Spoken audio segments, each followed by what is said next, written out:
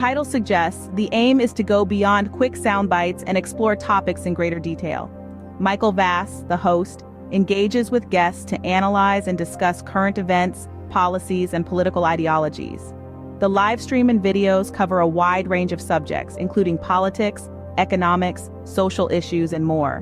By delving into longer, more comprehensive conversations, No Soundbites Allowed aims to provide listeners with a deeper understanding of the complexities surrounding contemporary issues. AI is listening. Shouldn't you know what AI knows? Aren't you tired of being treated like a child by major media parrots and want to be respected as an adult? There is nothing to lose and a lot to potentially gain, so check out No Soundbites Allowed on all major social media platforms. Hello, everybody, and thank you for joining us. This is No Soundbites Allowed, and I am your host, Michael Voss, the Dragon of the Sun Tier. Happy to be here with you today. It is March 3rd, the first week of March. This is our 9th live stream since the beginning of 2024, our 6th season, which is actually our 7th year of doing live streams with you every Sunday at 2:30 p.m. Eastern Standard Time. I hope this will find everyone doing well. It's 62 degrees in New York City. That's fantastic. You know, that global warming feels great right now. But we're also getting close to spring, so there you go. But if today is the first time that you've ever seen our channel, hang on. If today is our first time with you being on our channel, we want to welcome you and thank you for being part of our audience. We want you to know that we do long-form political commentary. We cover all the issues that the internet, the social media giants want to obscure and obfuscate from you, to hide it from you, as they try and channel you into their approved messaging. We don't believe in that. We believe in looking at everything that is affecting us, how we got here, and how we will be moving forward.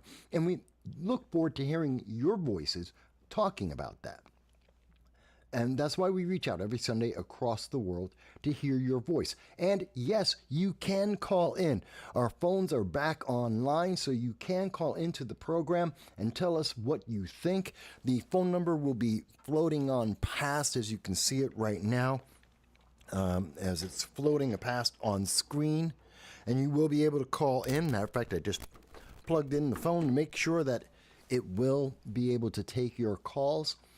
And we're open to hearing everyone's voice about all the issues, no matter where you stand. I want to thank and welcome all of our guests that are joining us from over on Rumble, and we'll be checking in on the comments and the quotes from over there as well. So, with all that said, let's kind of jump on into what's happening right now. And I see User Has Been Banned is with us. And User Has Been Banned says, not sure if you saw a police officer is suing to change race since others are changing gender. No, I did not see that. Thank you for making me aware of that. User Has Been Banned. That sounds like crazy news, and I'll look forward to seeing that. And I do see that we also have Graham is with us, and he is also talking with us. So we're going to enjoy having a conversation with him. And we're going to try and cover everything as much as we can, as best we can with you today.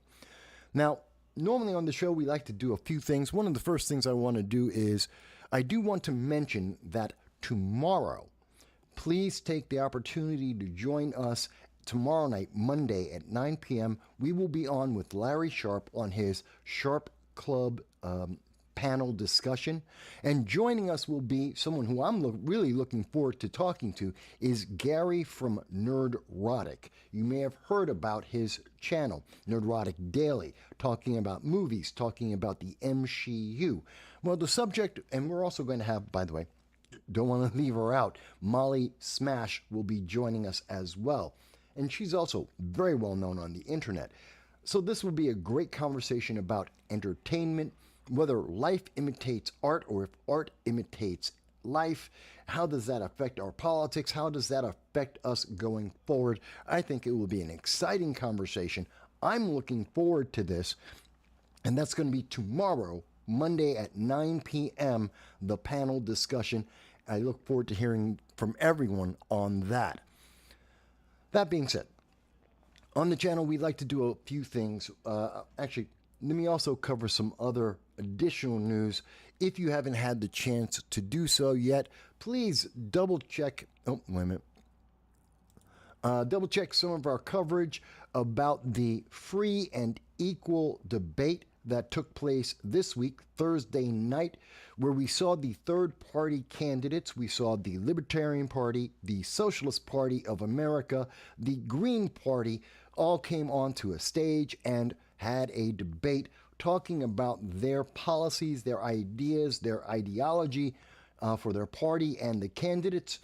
And you'll see people like Jasmine Sherman, who I believe reminds me a hell of a lot of Nurgle. And really, the debate, if you see my short video on this, which is about 2.5 minutes long, I compare each and every one of the candidates to one of the members of the Warhammer 40K universe, and how their ideas, their ideology kind of match up to that. And quite honestly, I truly believe that Jasmine Sherman is a Nurgleite. For those who follow Warhammer, you're going to get what I mean by that. If you don't follow Warhammer 40K, which is going to be made into a series with Henry Cavill, then I would suggest you look up Nurgle. This is what he looks like, and he's about as pleasant as he looks. Same thing with Jasmine Sherman of the Green Party, who quotes herself as being a fat, black, what did she say? I think I have it queued up. Fat, black, and a socialist running for president. Wow, isn't that quite the combination? I don't know what else. How am I supposed to take her seriously? How am I supposed to take the Green Party seriously when their candidates who are running for an elected office introduce themselves by saying, hey, I'm fat, I'm black, and I'm a socialist? Well, we know you're fat, we can see it. We know you're black, we can see it. Those aren't qualifications to run for anything except maybe the before picture in a diet ad. That's it. That isn't helpful. That doesn't mean anything. But yet, somehow we have the socialists, we have the progressives. They believe that this somehow is inherently beneficial. It terrifies me that this is where our politics are going, that these individuals are getting tens of thousands of not only votes, but also money to promote this idea and go into schools and try and convince kids this is a good thing. You should be body positive, be fat as hell. Go on out there. Your color of your skin is intrinsically an important part of your character, of your qualifications. This is the worst thing. I really did not like that event. We will talk a little bit more about that going forward, but I do advise you, check out our 2.5 minute coverage of that, comparing each of the candidates, 2 libertarians, 2 members of the Green Party, Jill Stein, and the Socialist Party candidate, Claudia de la Cruz, and how they all line up with members of Warhammer 40K. I think it will be, well, it was amusing to me, and probably the best part of the entire event truly was noticing that combination. Looking at the comments, I see user has been banned says, oh, my glasses. Are my glasses needed for me to do this? No, they're not. Just when I'm looking at certain things, certain distances. So when I'm looking at what people have written, I usually take it off because it's far enough away. Some of the things closer up, and when I'm reading, I need the glasses when I'm going into the screen to try and see what it's saying there.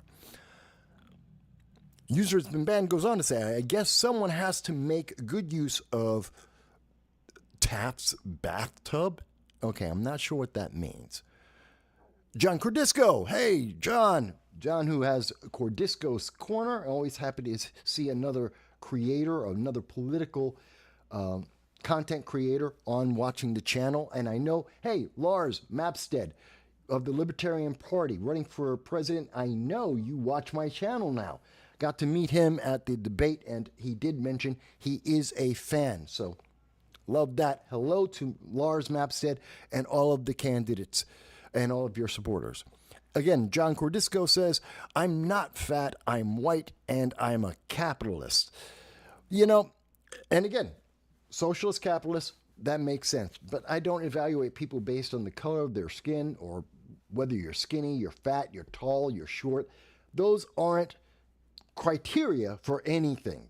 You can be a good or bad person with all of those things or not without any of them. So I know what you're talking about, John. It's just crazy that we have people who think that's a reason to run for president or an elected office. They think that's a qualification for a job.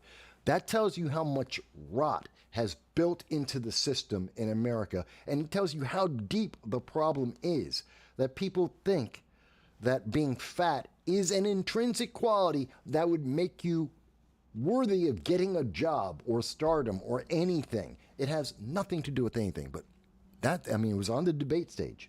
And she's proud as hell to say she's fat and black and a socialist. I don't know, and I presume a woman. Oh, great. Who cares? But going on. User's been banned goes, I meant her listed skills. Yes, I do understand. Didn't Taft's big force them to put a bigger bathtub? I'm not sure if Taft had to put in a bigger bathtub. Minutia of the presidents and presidencies, I don't pay attention to that. So he may have had to put in a new bathtub because he was fat. Don't care. But, it's interesting. John Cordisco goes on to say, well, I'm also balding. Well, so am I. Do what I do. Cut the hair off. Because it's not important. I mean, it's great for the way people like the look. Okay, but that's not an intrinsic part of politics. It's not an intrinsic part of commentary. And anyone who has to rely on that, it tells you how weak their position is. They're setting themselves up with all the things. So you can't say something negative about Jasmine.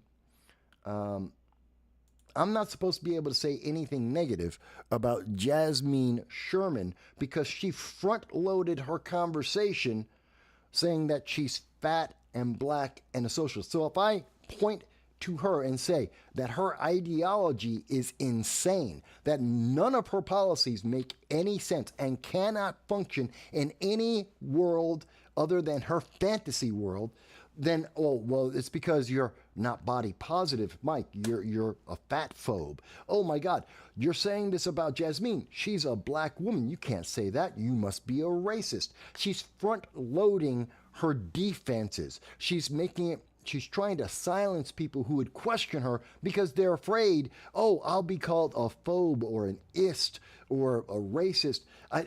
No, Jasmine, doesn't work. Doesn't work. Your ideas are stupid.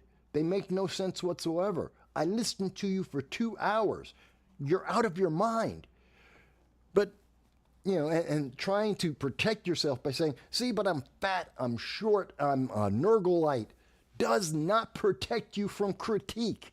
It does not. And anyone who thinks it does doesn't understand politics. It's just that simple. Life is just that easy. That being said, so those are one of the things that happened earlier in the week when we did provide some of the coverage of that.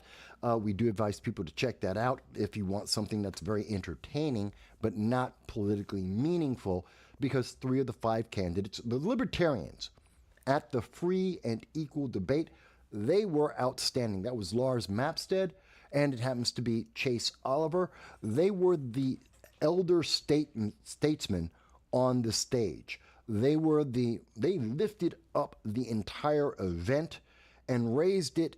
If it reached any level of non-absurdity, it's because of the Libertarians, and I didn't agree with them. I didn't even really agree with most of the positions being put out by Lars Mapstead and Chase Oliver, and yet they were better. They were significantly better in the debate, and made it much more interesting because they actually knew what the hell they were talking about. By the way, in case you're wondering, this is Chase Oliver here. This is Lars Mapstead to the further right. And I was able to meet with them and speak with them in the green room before the event. And I was able to listen to them during the event itself as well. I'll get to that a little bit. Let's see. I thought, what user has been banned says, oh, Taft. He's still talking about Taft and Taft being fat. John goes, you were listening to these nut jobs, Claudia De La Cruz, Jill Stein, Jasmine Sherman, for 2 hours? Did it cause me mental anguish? Severely. Seriously, if you were able to see my face while I was taking photos, I took over 1,600 photos of the entire event. I did publish 122 of them in a video earlier this week, but yeah, it was, if you could see my face as I was listening to some of the things that were being said, the abject racism. Claudia De La Cruz, the candidate for the Socialist Party, is a racist, straight up and down. There is no second way about that. Jasmine Sherman is a racist, ageist. She's insane. She's insane with her racism, with her ageism, her intersectionality. She really embodies some of the worst elements of human beings on the planet at this time, with the excuse of politics trying to soften her up or make her seem better. She's evil, in my opinion. That's my opinion. That's what I got from listening to her through the debate. And if you listen to the entire debate, which is online, you'll see the same thing. It's truly terrifying. That being said, let's move on. John says, what did she say for 2 hours? I think I have a quick clip of, yep. Let me show you. Again, this is just a short clip of the entire event, but she said, I want to try and get the whole thing. No, that's Lars. Where is it? I believe this is her section.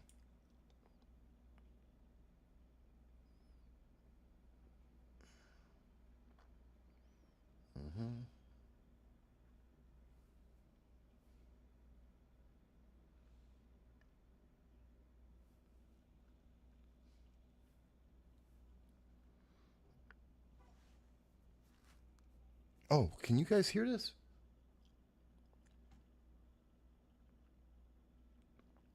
Wait a minute. Is everyone able to hear the video? I go through a few different spots. Okay. That being said, I won't focus on it more. I'm actually giving more attention to Claudia De La Cruz. I'm giving more attention to Jasmine Sherman and Jill Stein than they actually deserve. None of them deserve to be involved in politics. But basically, Jasmine Sherman was detailing, so was Claudia De La Cruz. They were detailing how they want to redistribute the wealth of everyone in America to the indigenous Indians. They want to take away your land. They want to take away your money and redistribute it to other countries and other individuals. Everything that you have earned, they want to take. They want to get rid of the prisons, defund the police. Literally, not just defund the police, disband the police is what Jasmine Sherman said. Disband the police. Disband prisons. So all the prisoners would be released and they would be told, just stay at home. Oh, you committed sexual assault against a woman? No problem. Stay in your house and you're in house arrest for the next 20 years. And we'll just trust you not to leave your house for the next 20 years. Are you kidding me?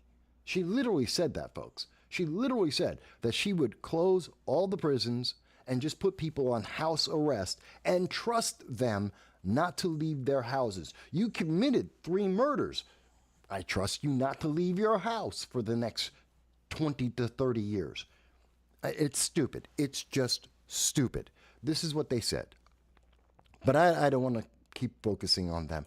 I do want to emphasize that it is terrifying that these individuals have been through the college academic system. They have been indoctrinated to believe that their ideas are so wonderful. It takes an immense amount of compartmentalization to actually believe that saying things like, we're going to get rid of all the prisons so that when people commit murder, that we will just tell them to stay in their house for 20 years. And you think that is a realistic kind of protection for the public, that the criminals out there who are willing to murder other individuals, to do drive-by shootings, individuals that would assault women, that they're just going to stay in their house because you said so.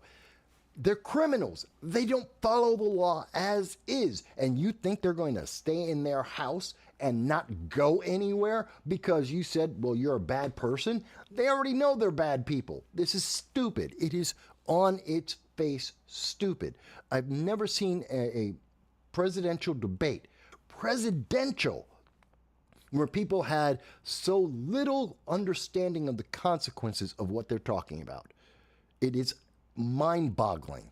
Truly, it was mind-boggling. It was an event that truly I would not want people to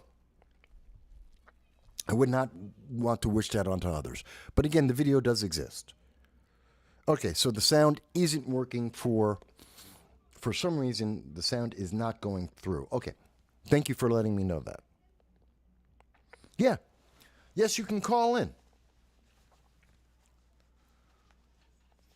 Yes, you can call into the program. I have the phone on, so yes, people can call in. John Cordisco says, did you ever notice that these socialists and progressives are angry and have a miserable attitude? Always. Because the world is horrible. They're not in charge. When you listen to Jasmine, she was constantly railing. She doesn't like white people. She doesn't like, where is it? Oh, yes, I do have something for her. Let me show you. This is, oh yeah, you can't hear it. Hang on. Let me try and fix the audio here. I truly want you to hear this. Bear with me, folks, bear with me. I'm trying to fix the audio as we go. Nope, that's not it. That's not it. It should be playing.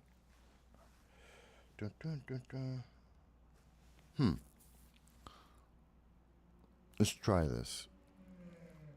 Let me try. Nope, it's not playing. Okay, fine. Screw it. Links will be in the description after the show. You can listen to Jasmine Sherman tell you how she doesn't like white people. Her main reason, one of her key reasons why she doesn't like Joe Biden or Donald Trump or anyone who is white is because of the color of their skin. She literally says in the debate that she doesn't believe in helping people or listening to people who are white. Hang on one second. Hello, and thank you for joining us. This is No Soundbites Allowed. Hello, Mike. Hey. Can you hear me? I can hear you. Go ahead. Yeah, because I can just hear you. It's John Cordisco. How you doing? I'm doing fantastic. How are you doing, John? Good. You're a little bit low on the volume. Huh? Your volume on your phone's a little bit low. Well, yeah, maybe on... Don't worry, I can hear you. Go ahead. Okay, great. It's been a while. How's it going that you've left the upstate New York Southern Tier? How's New York City? Wait a minute, say it again? I said you left the Southern Tier upstate New York and you now live in the city. How's it going down there?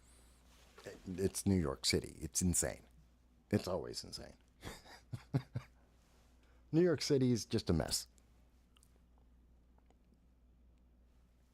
I'm sorry, I didn't hear you up. I said New York City is still a mess. It's just a mess.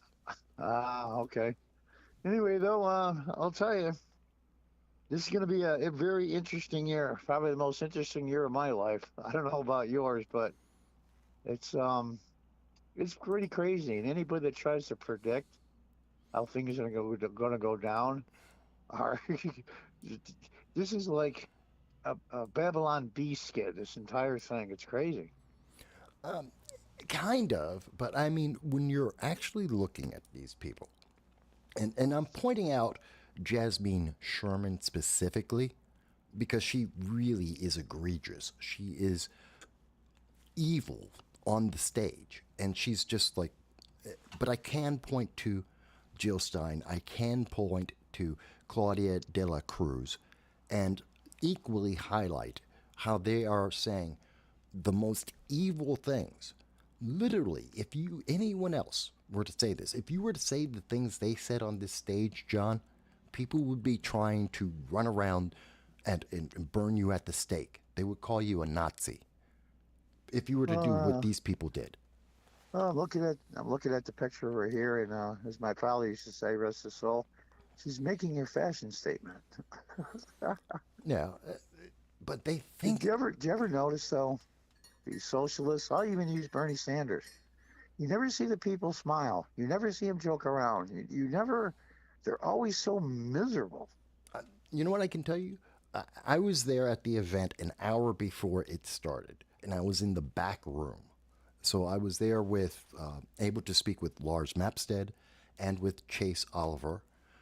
Half of the conversation was off the record, the other half was on the record, along with the one of the reporters from the New Yorker who was covering the event. We didn't see any of the socialists. The Green Party, the Socialist Party, did not come into the green room. They didn't socialize with the other candidates or any of the members of the press. They were off on their own, so they're isolated. They came onto the stage, they were pissed off.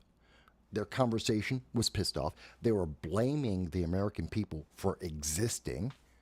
They're blaming people for not believing in their ideology. It was just, and when the event ended, they were just as angry. They Yeah, never are happy. you know, a lot of things in life don't go your way. I mean, I'm going through a difficult time now. I'm the executor of my mother's estate. I mean, people go through things in their lives, but these people are always miserable. You ever see Always. all the hundreds and hundreds of video clips that you've seen of Bernie Sanders giving speeches, giving interviews, off the cuff stuff? Did you ever see the guy smile once? They don't smile. They don't smile because there's nothing to smile about. Because Yeah, that's what I mean. I mean, believe what you believe. You want to believe the earth is flat, God bless you, but God, they have no personality.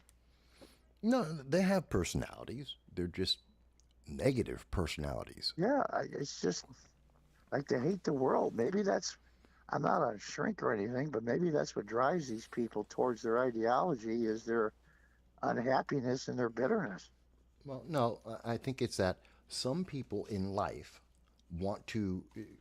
We hear this all the time. There are people who will try to hold you down because they're not succeeding in their life and they don't want you to succeed either.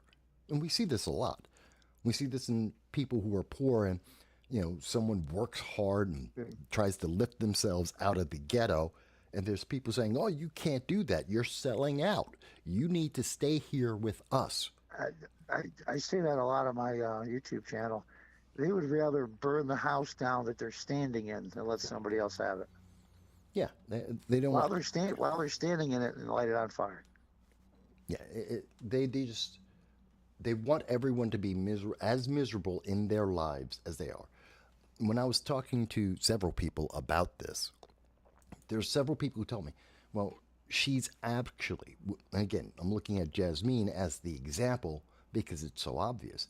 She's angry at the world because she is a short, fat, black woman, as she highlights herself. And she's angry about that. She doesn't love herself. I don't get that feeling from her. Maybe I'm wrong, but that's not what's being conveyed. What's being Well, conveyed is her I, anger at well, everyone. the funny part is, you and I know each other personally, and we know that some things in our lives haven't been so great, and probably have a right to be pissed off to a certain extent, but we don't act like that. Well, everyone's had a bad day, bad week, bad year. No, I mean, you and I know each other for a long time, and we, just the stuff that we hear about, bad things that happen, you just move on. Yeah, you live life. Life has its ups and its downs. I've been homeless twice in my life. I just lost my Yeah, a couple house. times, 3 times myself. Yeah. I just lost my house. I just lost 98% of everything I have ever owned in the last year. Well, yeah, I wasn't going to go into details because I didn't want, It's how much public. you wanted to know. I've talked about it on the show before. It's public. Life happens. But the answer is, did I cry? Did I fall apart and go, it's the white man's fault, it's straight men's fault, it's Republican, Democrat? No, life happened. And the answer That, is, go forward, keep moving. Do you disagree? that's why I think these people like Sherman, and there's millions of others, and some are more well known and some aren't. I think they're susceptible to this ideology when they're younger because their lives are miserable. And somehow they cling on to that. Like you said, it's somebody else's fault. It's not me, it's them. And I think that carries over into their adult life. Well, it's the cheap and easy way to get out of it. Oh, The cheap yeah, and you don't have to do anything. well, yeah, it's the easy answer is, oh my God, it's not my fault. It's not my fault that whatever life choices I've made that had a negative consequence, well, that's not my fault. It's obviously someone else's wrong. Because if you listen to progressives, in everything they talk about, they are never wrong. Thomas Sowell put it out very well that when you look at the policies, their experiments, like in Oregon, Oregon is now trying to reverse the free drugs. A couple of years ago, Oregon decided that if you take heroin, crack, fentanyl, there are no illegal drugs. They legalized every drug known to man. And what happened? They had more people getting overdoses. They had more crime. They had more problems. It didn't solve anything. And their answer isn't, we made a mistake. Their answer is, well, we needed more money. We needed more time. We could have fixed this, but it's not our fault. We didn't get it Yeah. wrong. I'll give you an example. There's several videos on YouTube. I think it's from like 2 or 3 years ago. These socialists, National Socialists or something like that of America had a convention. Have you seen that? No. Oh my gosh. Oh, a point of order and this and that, and they're all angry and they're all screaming. They can't get any work done. It's freaking comical. It's on YouTube. Okay. It's hysterical. It just shows you what these people are really like. Well, John, most people may not be aware. John Cordisco, he has the Cordisco Corner. John used to be an elected official, actually an elected Democrat. He's now changed his party. I've run for elected office. I know members of every political party, elected candidates, candidates and elected officials throughout all of central New York and down in Congress as well, from every party. When you see these people in real life, it is amazing how different their lives are, how different they come across.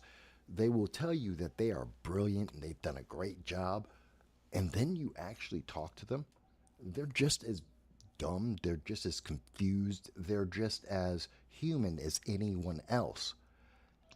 And then you get to see okay, I'm no longer acting in front of the camera and their real personality comes out. And it's amazing to see the truth. And that's what we got to see with these people. The truth actually showed up a little bit on Thursday during the debate. These are very dark people that are trying to destroy America. Claudia Del Cruz wants to she wants to destroy the Constitution because America, in her point of view, Claudia Del Cruz thinks that America is evil and that we have to destroy it because communism is the answer. That's what she's a socialist. She believes in communism. And yet, for 100 years, there has never been a successful socialist country in That's the not even world. counting the over 150 million dead. I didn't even get to that yet, but Yeah. yeah, more people have died under communism than any other form of government known to man, and it has never, ever lived up to any promise that they have made. It dwarfs the numbers of the dead in World War One and World War II combined. Yes, by about 4 times. Yes. Yep. And but no one ever wants to have that part of the conversation because Yeah, it's I think there's something wrong with them psychologically. well I don't think that they really believe what they're saying. They don't. They cling to it. I'm not a shrink, so I can't really put it together. well it's again it's not their fault. There's not been no one has had true socialism yet. That's a lie. It just doesn't work, and no one has given it enough time. We've been doing this for over 100 years. There's always an excuse on why it doesn't work because Uh, they believe. They have to believe because it's the only thing that makes their Jordan, life worthwhile. Jordan Peterson talks about communism quite a bit. He's an expert on the subject, and he Hmm. hears from young people that say, "Well, you're right. It hasn't been successful in over 100 years, but we're going to do it right." And he says that is one of the most arrogant statements I have ever heard. Yes. That somehow, some way, you're smarter than all those other people. Well, that's actually in the conversation. Both Claudia Dela Cruz and Jasmine Sherman do say at certain points that they have the new plan, that older people have screwed up the world, that people who are over the age of 50 have screwed up, they have destroyed the world, and that these new young generation are the answer when they use communism and socialism. That's arrogant. You don't know. And then you listen to their policies, and again, I point to their answer Anyway, is like, let's get rid of the prisons. yeah. Anyway, I want to tie up all your show, but I want to leave you something kind of comical. Watched a clip yesterday on YouTube when Trump went to the border with Governor Abbott, Hmm. that Eastern Pass area there they're going through. Yeah.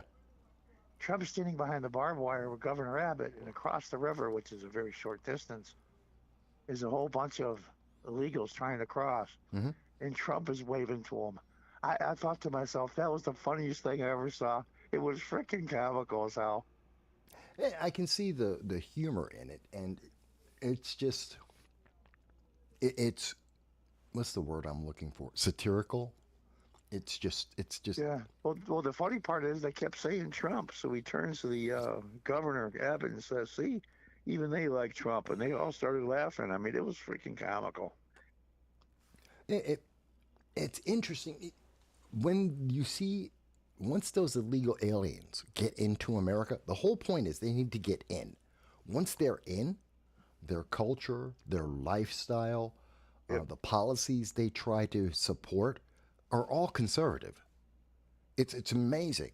Hispanics as a culture tend to be very conservative. Blacks tend to Oh, be very ask conservative. any of the second, third generation Cubans in Florida. Yeah. Yeah, well, they're Oh all yeah, they're like ultra conservative. yeah, because they've been through it. They've seen the difference. They know how much you can succeed in the United States. Yeah, but don't you remember, Mike? They just didn't do it right. Yeah, yeah, but we've raised up literally America. When America is focused, when America is purposeful, we have lifted more countries of people out of poverty Did than any other country in the world. did the subject come up with that Sherman woman? If America's so bad, why are you still here? Is there a better place to live? Did that ever come up? No one ever asked her that. No one ever asked the communists that.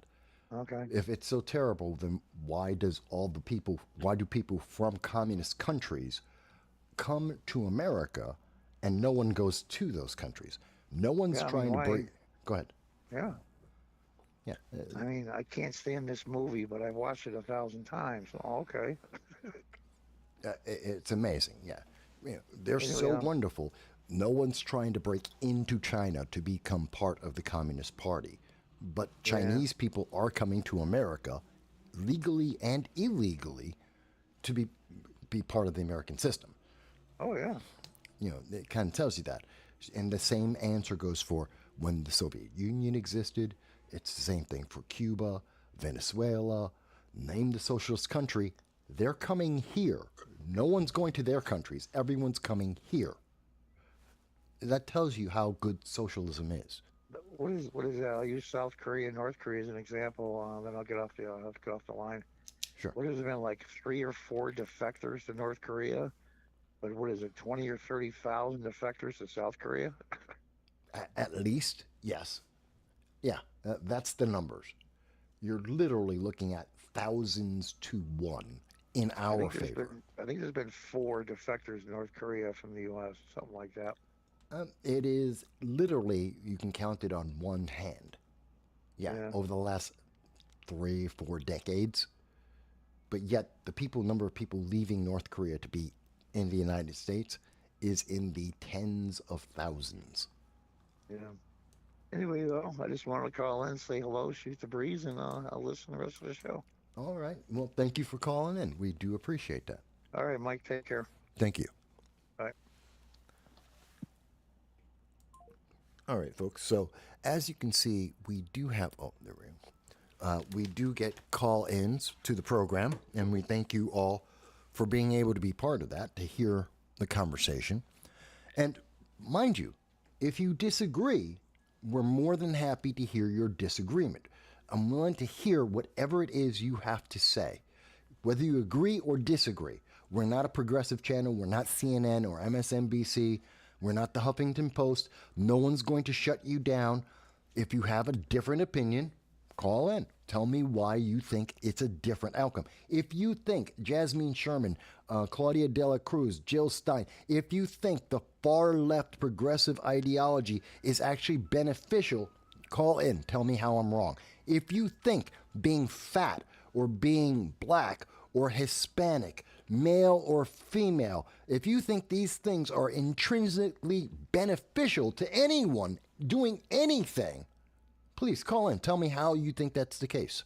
How that changes the quality of a person just because they're taller or shorter, heavier or thinner, whether they're white, black, or whatever color, polka dot, I don't care. If you think that actually makes a difference, please tell me why. Please explain how it's racist not to believe that. Because that is racism. That is segregation. That is evil. But I'll go on. Mike Bowie has joined us as well. Hello, Mike Bowie. And he goes, Ayn Rand has some wonderful statements about this as well. And she does. It's a wonderful comp. There's a lot of people who have commented over decades, over the last 100 years, to tell us the truth. But again, it's as simple as talk to anyone who has left a socialist or communist nation and come to America and ask them why. And I've done this many, many times. I've lived in Russia at the end of the communist power of the Soviet Union. I was there, and I've talked to people then and since about why they left. And I don't know anyone who actually supports socialism or communism that has actually escaped the communist or socialist system. Not one. I don't know anyone. It's just, you can't find those people because they don't exist. But let's move on a little bit, because I also wanted to talk about something that's going to be coming up very shortly. The news is out now about OPEC. And OPEC has, let me make sure I get this up here. I want people to be aware, start planning for this. Remember, we are in a global food crisis. We have been since 2022. We will continue to be in a global food shortage until at least 2025. That's assuming that the Ukraine-Russia war ends tomorrow. We will be in a food shortage until 2025. So it's going to be going on for a little bit longer. At the same time, not only are we seeing the U.S. energy prices go up because America isn't competitive around the world for energy because of the Biden-Harris administration's policies to restrict using oil and gas. Well, we also have the fact that OPEC has been and will continue to increase the price of oil. They're cutting the amount of oil that they will be making. This is coming from the Financial Times. And we know Russia, Saudi Arabia, Iraq, many of the nations in OPEC are cutting their production, which equals higher prices. This means your gasoline in your car. This means the electricity in your house. This means that your energy is going to be more expensive, especially as we get into June and the summer months. As things warm up and people drive a little bit more, as they go outside more, as they use more energy to drive and live their life, use air conditioners, you're going to see the price of energy jump up again. And this is important to understand because it hasn't gone down. This is a chart, you can look it up for yourself. So as of January, there it is. 2 days after, on January 22nd, 2021, Joe Biden was sitting in the White House. He took over. He transition of power. And that's January 22nd of 2021. The cost of oil in the world was $82.50. $82.50. That's a very important number. $82.50. Why? Because the price today has increased. You can see, look at the chart. This is over the last 5 years. The price has moved up. Excuse me. The price was $53.22. Excuse me, $53.22. And so the price of oil has gone up some 40% since Joe Biden took office. 40%. And what we're seeing is that is going even higher. As we go into this election year, as we are trying to live under the Bidenomics plan, energy prices are going up. And this is because Joe Biden has a horrible, horrible plan for America and the world. His lack of leadership is hurting us. By the way, notice which are the countries that are benefiting from this? Saudi Arabia and Russia. Russia, the very same person that, remember, Biden said he's going to punish Putin by putting out all of these sanctions against Putin. And he just added even more sanctions against Putin and Russia.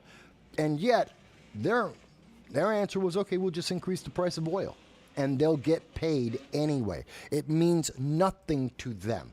Everything that Joe Biden has done is useless in terms of economics, in terms of geopolitical power over the world. It just isn't working. I'm being honest with you. And I'm telling you, plan ahead now.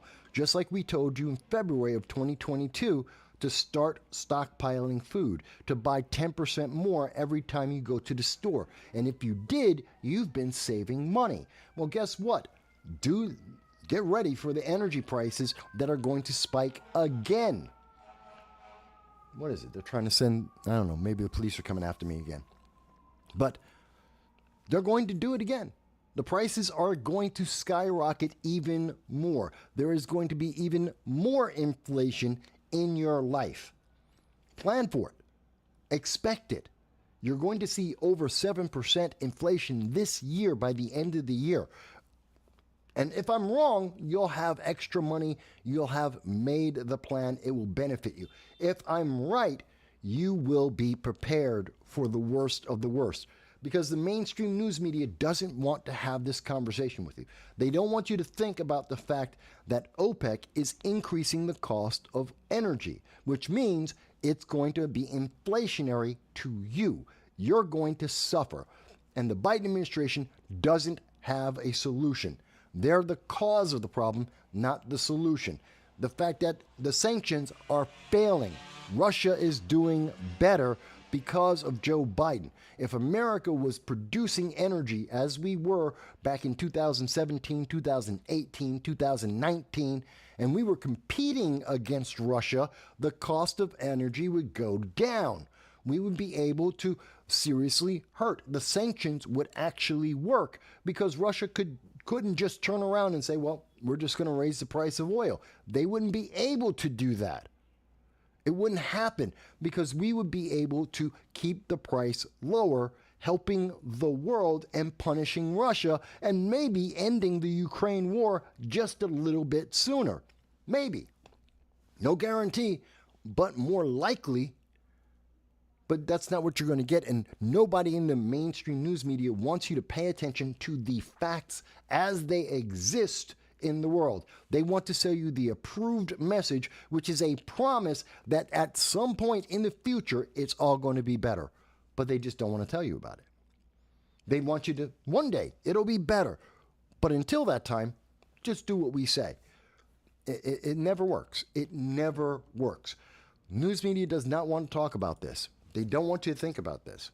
The news media doesn't want to talk about the fact that France, this week, France has escalated the Ukraine-Russia war. They have made it worse than it was before. And it was real simple. Emmanuel Macron, the president of France, decided that he wants to try and fill the leadership vacuum that Joe Biden has created. That Emmanuel Macron, who is trying to be best friends with China and distance France from the United States, that's what he said in 2023, he's now saying, oh, I have the solution. I'll be the leader of Europe and the world in Ukraine. We're going to take American troops and put them into Ukraine.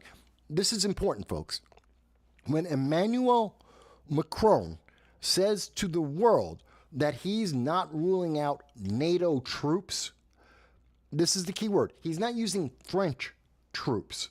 He's not using French or European troops. He's using NATO troops. 80% of the troops in NATO are from the United States. He wants to use U.S. soldiers that he could never command otherwise, and under his guidance, he wants to take our people to fight the Ukraine war against Russia for his benefit, so that he is the leader of the world, so that he is the most powerful person. This is a power grab at the taking advantage of the United States. But no one in the media wants to talk about that consequence. See, they're talking about, well, Macron wants to put Western troops. That's not Western troops. He wants to put American troops via NATO. If they said that to you, you would say, hell no. You would be upset. You're going to say, I don't want my kids to fight in a war for France in the Ukraine. People don't want to send American troops there. Why would we let France take our troops and send them anywhere in the world to fight a war? We don't want Americans to do that. And yet we're going to allow Europe to do it? And think about this. When he did this, the response from Russia was that, oh, we'll use nukes. Literally, immediately after he said this, after Macron said, we're going to use U.S. troops into Ukraine to fight Russia, Putin turned around and said, then I'll use nuclear weapons against you. That was the response internationally. Well, if you want to get into this fight, you want to send American troops to fight Russia, fantastic, we'll use nukes against Europe. That was his answer. So he just escalated the fight, a fight that no one was having before. No one said, well, this is what we're going to do. Macron came up with this idea on his own. Germany said, hell no. America said, hell no. Britain said, hell no. We're not doing these things. We're not going to give you our people to fight in your war that you're making up, a war that we don't have to be in. But the news media didn't want to tell it to you like that. They didn't want you to think. When they said Western troops, what does Western troops mean? Guess what? The United States is further to the west of France than the other nations of Europe. In fact, we're the only other Western nation. Once you cross the Atlantic and you hit America. He's talking about us. We are the Western troops. He's talking about NATO. He's talking about America. It's that direct.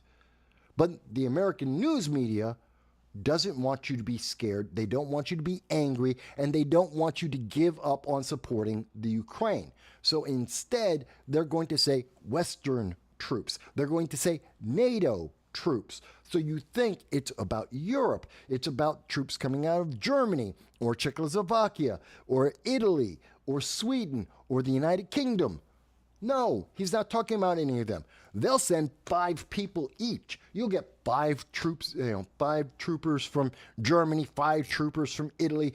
France will send 3, and then America will send in 10,000. That's how they fight the wars with NATO. That's how we have these conflicts moving forward.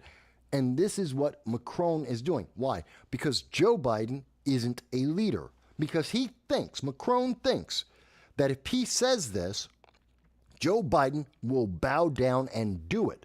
Because Joe Biden is so terrified of all the rest of the world leaders. He's so terrified of having a conflict, having a disagreement, that it would affect his 2024 reelection. Joe Biden is afraid that other Democrats will hear, oh, we might put troops into Ukraine, and because they may say that, he would lose votes. So he wants Macron to do this. He'll say, oh, well, this isn't going to happen, but he wants Macron to grab U.S. troops because then he has an out. Joe Biden doesn't have to say, I'm fighting in Ukraine because I, the American president, sent troops there. No, it was NATO. It was the decision by NATO and Europe. They all came together, a coalition of countries, and they decided, well, France knows what it's doing. France has lost every single war since Napoleon. So they're a good choice to have leading a conflict. They've only lost to everyone in the modern age. Every country in the world has beaten them. So, of course, we would want them to lead our NATO troops to fight Russia. It makes no sense. But no one wants to tell you that. No one wants to be honest with you. Let me check on these comments here.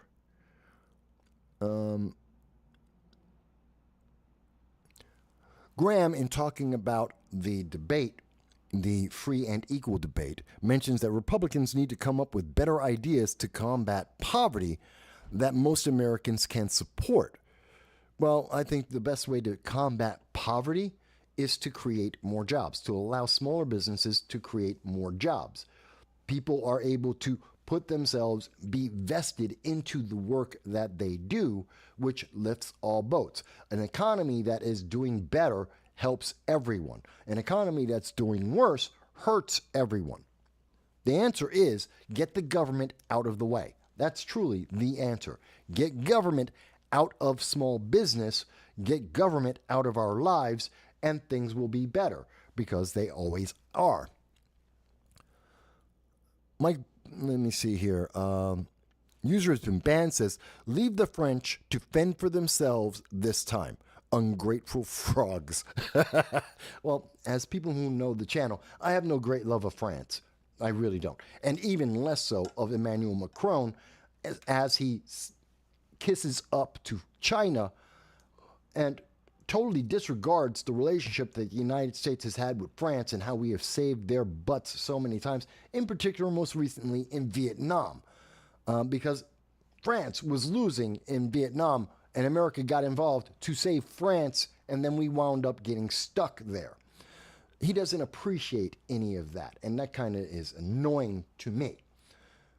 But I think when we look at this, the French aren't willing to do this themselves. If Macron thought it was so important, and I know he later went on to say, well, I mean non-combat troops, which is the way that they got into Vietnam.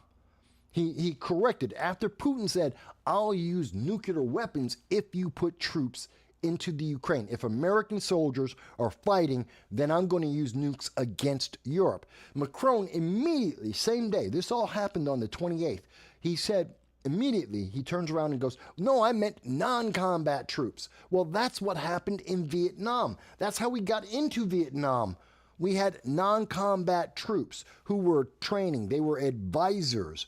The Green Berets were there to train the soldiers. They were there to help repair the roads and the technology, the tanks, the jets.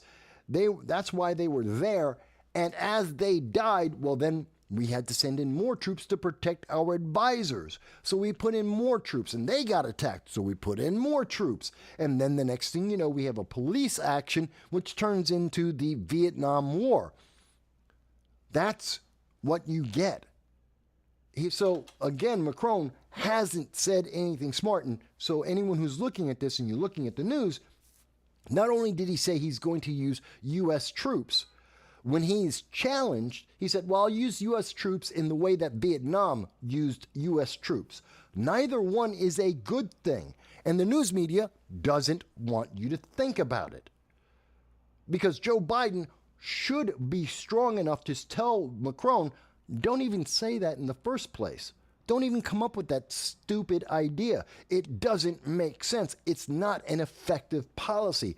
No, you don't get to toss around American lives in the tens of thousands just because you want to be boss. Sorry, that isn't how America works. If we had a strong leader, that would be the result. No one ever suggested to Trump that under Trump's administration, under the Bush administration, hell, even under the Clinton administration, no one was willing to tell America, by the way, we're going to use your troops to fight our war. That never happened. No one in NATO ever said that to any of those presidents, but they're more than happy to say it to Joe Biden. And that's just the truth. That's just being honest. Again, if there is anyone on the left that thinks I am wrong, that thinks that Macron is doing the right thing by using U.S. troops to fight in the Ukraine, please call in. I want to hear that answer. Please explain that to me, how that would be a benefit to America or anyone else in the world, with or without Russia dropping nukes on Europe. Please tell me. Tell me how that stabilizes the world, makes the world better in any way, shape, or form. Please do tell me. And I guarantee you won't hear anything. This is why CNN won't have this conversation.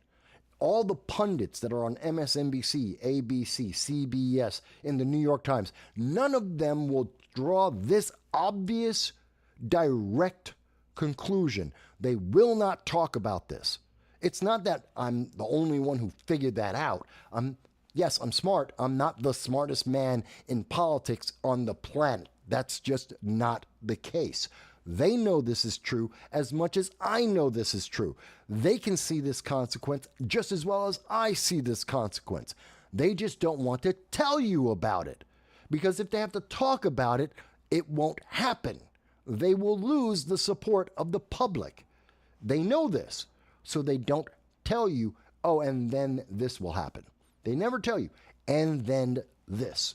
Here's the consequence if we do this.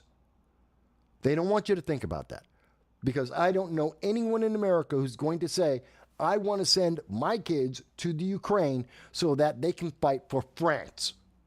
I don't know anyone who's going to say that. Maybe I'm wrong. I don't think I am.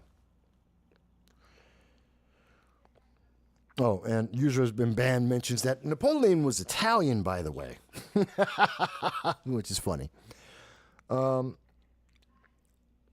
User has been banned mentions that, in the words of General Patton, Americans love to win. We do. Why fight a war that we're going to lose? We should invade France. Then we can have more wine and butter. Well, that would make the French actually work. And they don't want to do that. I mean, they're constantly in a war. By the way, these aren't new ideas. We've been talking about this on this channel for a while. Do you recall, it was back on January 25th of 2023, we were talking about this very thing. How does America be dragged into World War III, or more realistically, 3 regional wars? We covered this entire conversation for about, 38 minutes. We did a half hour showing how this is the very thing that Macron is now suggesting is exactly what we saw back a year ago. This was predictable. If I was able to predict this and we're seeing it happen now, then I have to believe the generals in the Pentagon already planned for this. The CIA already have a game plan for this. That Joe Biden was already told about this a year ago. It is that obvious and that predictable. We covered this, talking about this very same scenario and how it leads to 3 regional wars. That would be in Europe, that would be in the Middle East, and then there's Southeast Asia.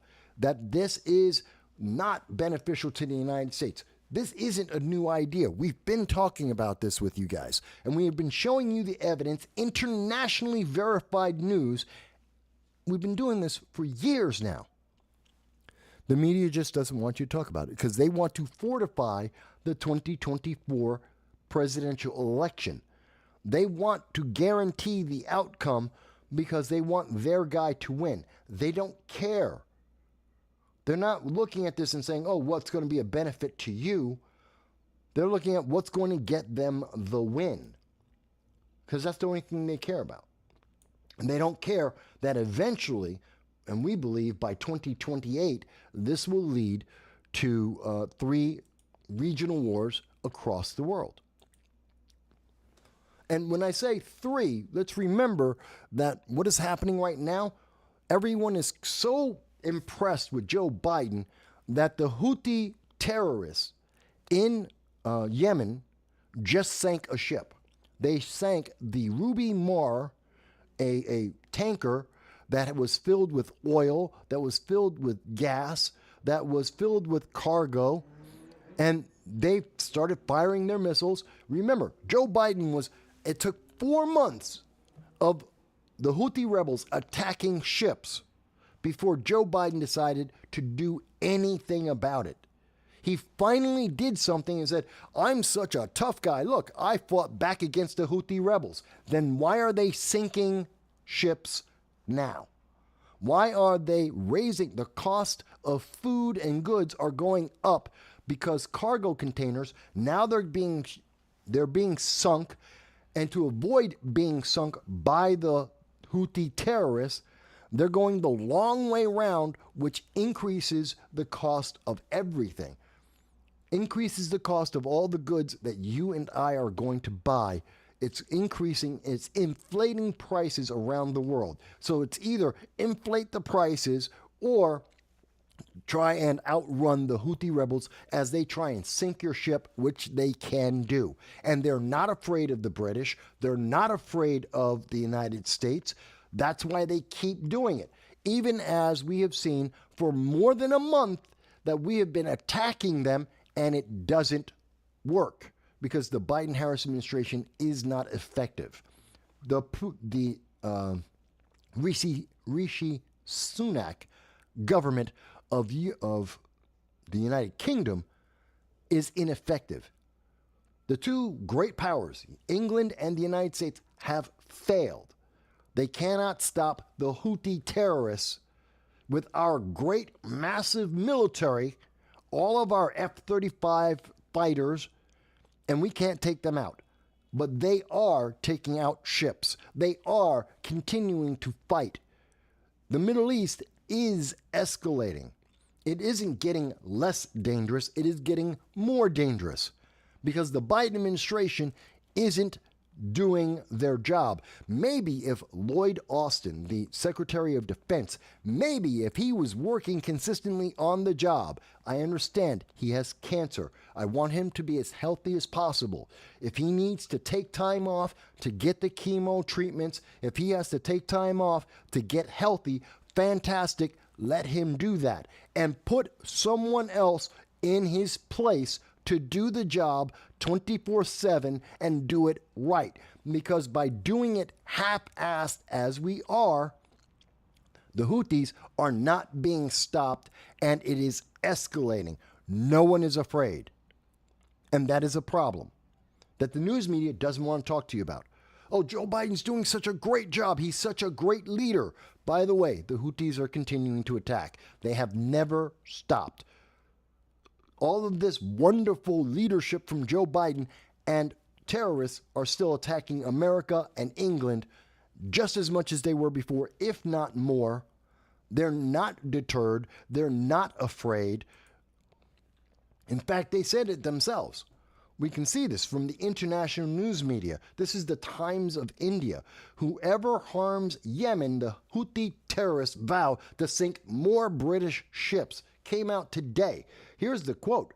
Yemen will continue to sink more British ships. It's not Yemen. It's not the country. It's the Houthi terrorists who want to control Yemen. And any repercussions or other damages will be added to Britain's bill. If you dare defend yourself, if you dare to try and stop them from just willy-nilly killing people, civilians, this is the same thing that Hamas did. This is what Hezbollah does. This is what Iran is paying them to do, to just attack people. And if you defend yourself in any way against them trying to just blow you up, well, then they're going, well, that's the reason why they have to fight more. They're going to fight even more. They're going to double down and triple down and quadruple down. This is coming from the, what is this? Hussein al-Eezi, the deputy minister in the Houthi-led government of Yemen. This is it. They're telling you right now, they will never stop. They will never stop until you don't exist. If you fight back, they will attack you. If you don't fight back, they will attack you. They're not going to stop. They tell you in the first paragraph right here, and this is why you didn't hear this on CNN, why you're not seeing this quote on MSNBC. This isn't being quoted by the New York Times. Do you wonder why? Because they don't want you to realize that no matter what you do, if you don't fight back, if you do not fight back, they're going to attack. It's the first thing he says. The Houthis are going to continue to sink more ships. So no matter what you do, why is it doing, come on. No matter what you do, go back. Excuse me one second. Lost my page. No matter what you do, they're not going to stop fighting. They have absolutely no intention of ever stopping. Whether you fight back or not, that's meaningless. That's not important to them. The answer is you have to obey, or else. You have to bend to their will. You have to believe in their God. You have to believe in their laws, their ideology. You have to obey. And if you do anything, well, they're just going to attack you. Well, you're going to attack us anyway, so why don't we just keep going? Seriously. This is also why the news media doesn't want you to tell you about this. Because you look at it and you would say, well, then Biden administration has failed. I know he's told us, oh, see, I've attacked them 10 times now, and we're defending America. Not really, because they keep fighting. You're not doing a very good job. Is that unfair to say? I don't think it is.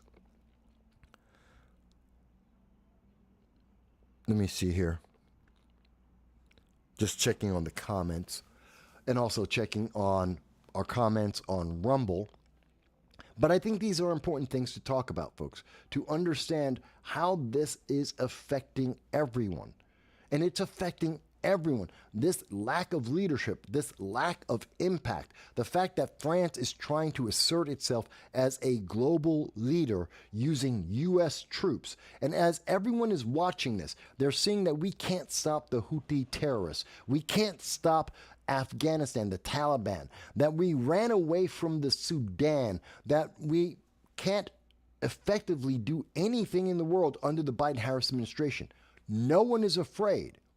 And when no one is afraid and they think there is no consequence they're going to be held to, then we start seeing things like what we saw in Switzerland. A 15-year-old boy is arrested because he suspected over an anti-Semitic stabbing. He stabbed a Jewish man in Zurich. Now, this is very uncommon to happen in Switzerland, but this is what happens when you have people like the Democratic Socialists of America running around in the United States on the international news media and around the rest of the world saying, you have to support Hamas. Be a supporter of Hamas. Help Hamas. And when you help Hamas, well, what are you saying? That you're supporting genocide, because that's what Hamas believes in. That you're supporting Iran, that believes in genociding anyone and everyone that has a different opinion. You're giving up to the bad guys, to the rogues, and they decide, well, if you're not going to stop us, they're going to go crazy. And that's why you get 15-year-old boys. 15! This is the indoctrination. This is the result of the indoctrination. When you see Harvard and they are trying to teach their kids, teach our kids, the students, and telling them that genocide is okay as long as it's by Hamas, that it's okay as long as it's by the Houthi rebels and Hezbollah, that's how you get 15-year-olds that decide that they can stab Jewish people. And next week, what? They're going to stab black people? Or maybe they're going to stab Asians? Maybe they'll stab white people? Why not? It's all the same thing. It's all the same cause. They don't believe what you're told to believe. So stab them. That's what they are doing. This is what they have been encouraging. And this is in our schools. And when you have no leadership, when there is no moral compass, when there is no one saying, this is how America feels, this is the purpose, the unified direction that America is going to march in, when we disavow, when we as one nation say, we will not stand up for the religious oppression that we are seeing from Hamas, from Hezbollah, from the Houthis, from Iran, and we are going to defend religious freedom, then you see this kind of stuff happening. When we forget that Hamas killed 34 American civilians. Let me say that again. 34 American civilians were killed by Hamas, and 22 American civilians were kidnapped, have been tortured, sexually abused. From October 7th to this day, that they have continued to be tortured and sexually abused at this moment, it's because we're seeing this happen. Because the world is saying there is no consequence. There's no one holding them back. There is no leadership to stop this. And I mean, this is getting really bad. You know, you keep hearing about, I know, in Michigan, they were like, oh, we've got to have a ceasefire. We've got to have a ceasefire. Now, we've said it before on this channel. You can't have a ceasefire when one person says, I'm going to genocide you because you exist. And the other person says, let's have peace. You can't have peace. Hamas wants to eliminate people because they have a religion that isn't the religion Hamas likes. You cannot have peace with that. It will never work. The two-state solution will never work. You can't have peace with someone who wants you dead simply because you exist. That is a fact. And we've heard this over and over again from Iran. The Ayatollah, since 1980, has been telling America that they want to eliminate everyone. The progressives, they want to get rid of the socialists, they want to get rid of the Democrats, and everyone else in America. They want to kill the gays and the women because women know how to read and write. because women are able to speak up, because gays exist. They want to kill everyone in America. And they have been telling us that since 1980, that they're going to do it.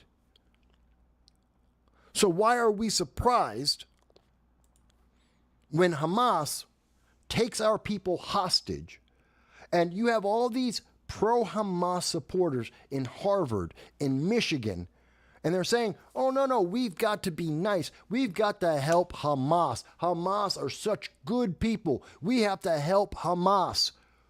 Hamas, not only did they take over 245 hostages, torture them, sexually abuse them, they still have the Americans. And the news media of the world doesn't want to talk about this.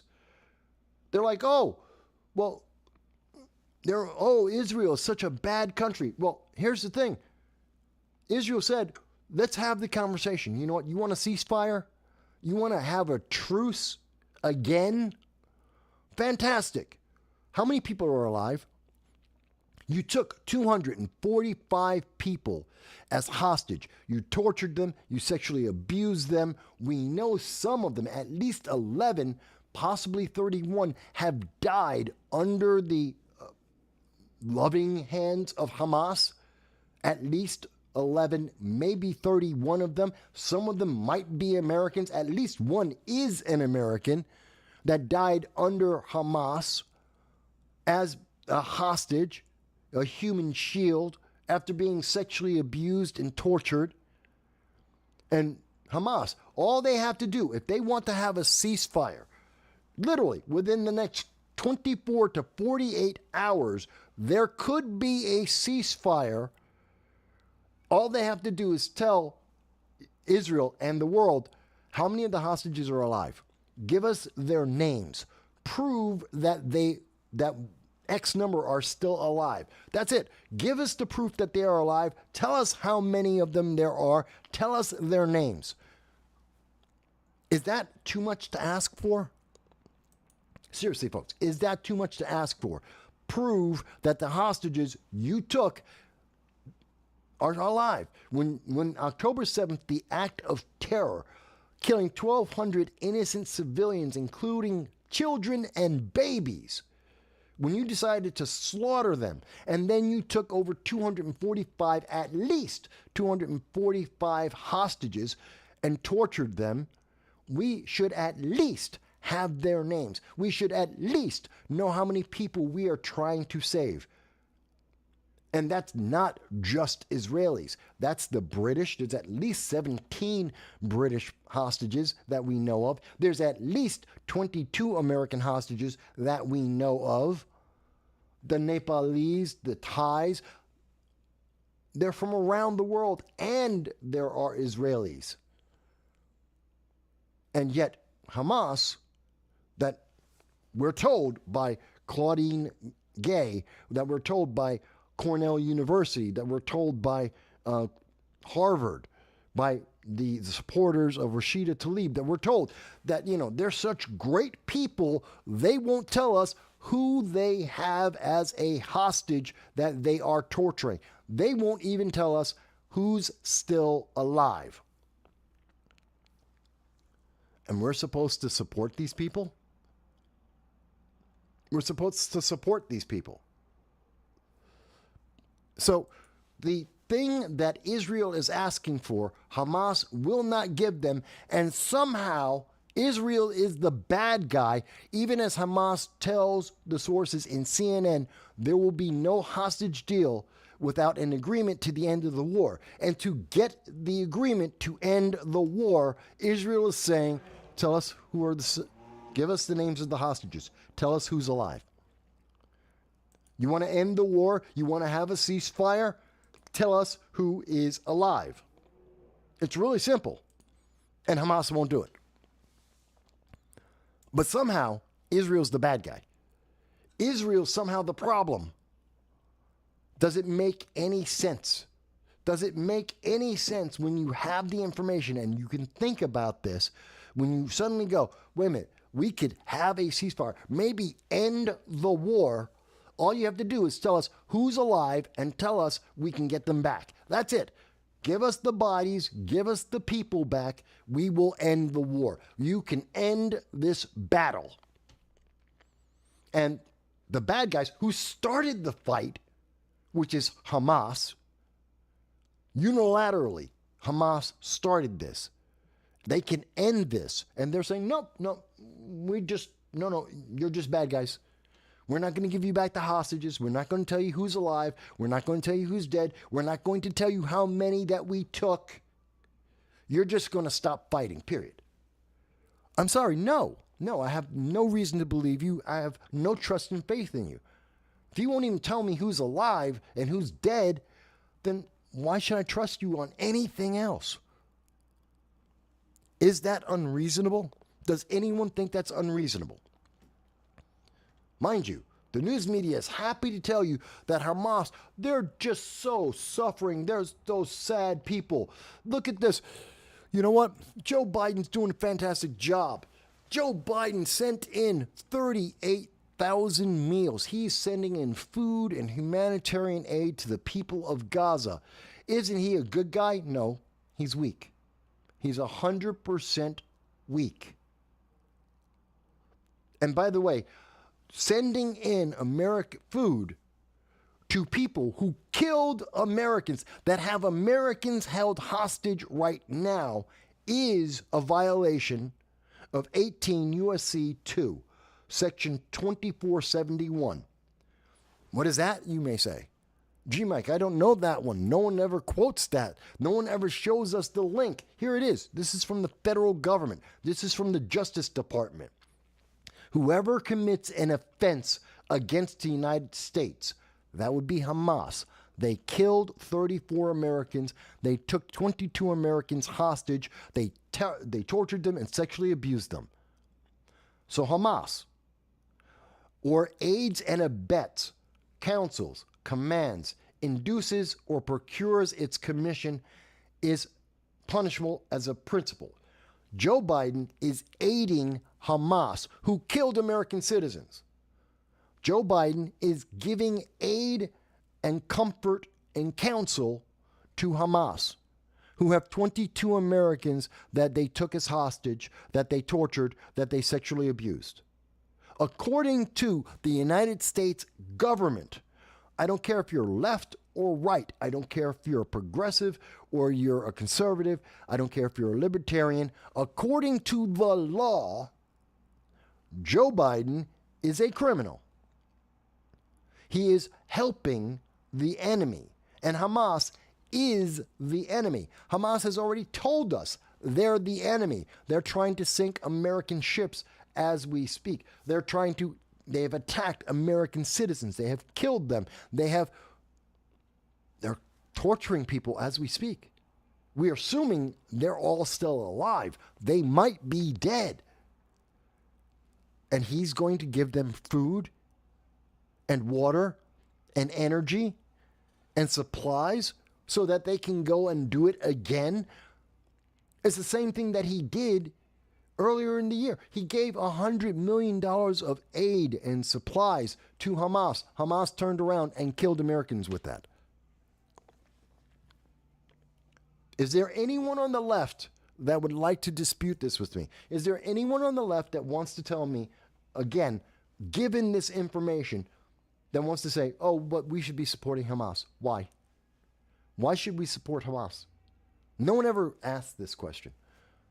No one ever likes to put it in these terms. When you look at the news media today in March of 2024, you will not hear CNN, MSNBC, you will not hear the New York Times, ABC, CBS, you will not hear the left-leaning media like Huffington Post. They will not tell you how many Americans died and how many Americans were captured as hostages by Hamas. They will not give you the number. They will not talk about this. They stopped talking about it back in November when there was the discussions about the ceasefire.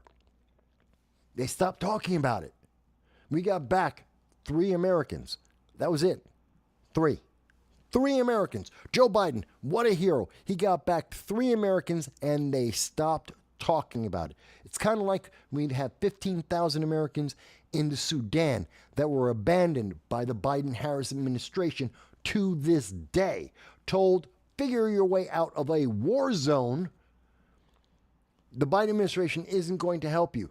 And the news media stopped talking about it. The last time they even mentioned that country was May 3rd of 2023. It's been almost a year, and 15,000 Americans, still, no one knows where they are. No one knows if they're alive or dead.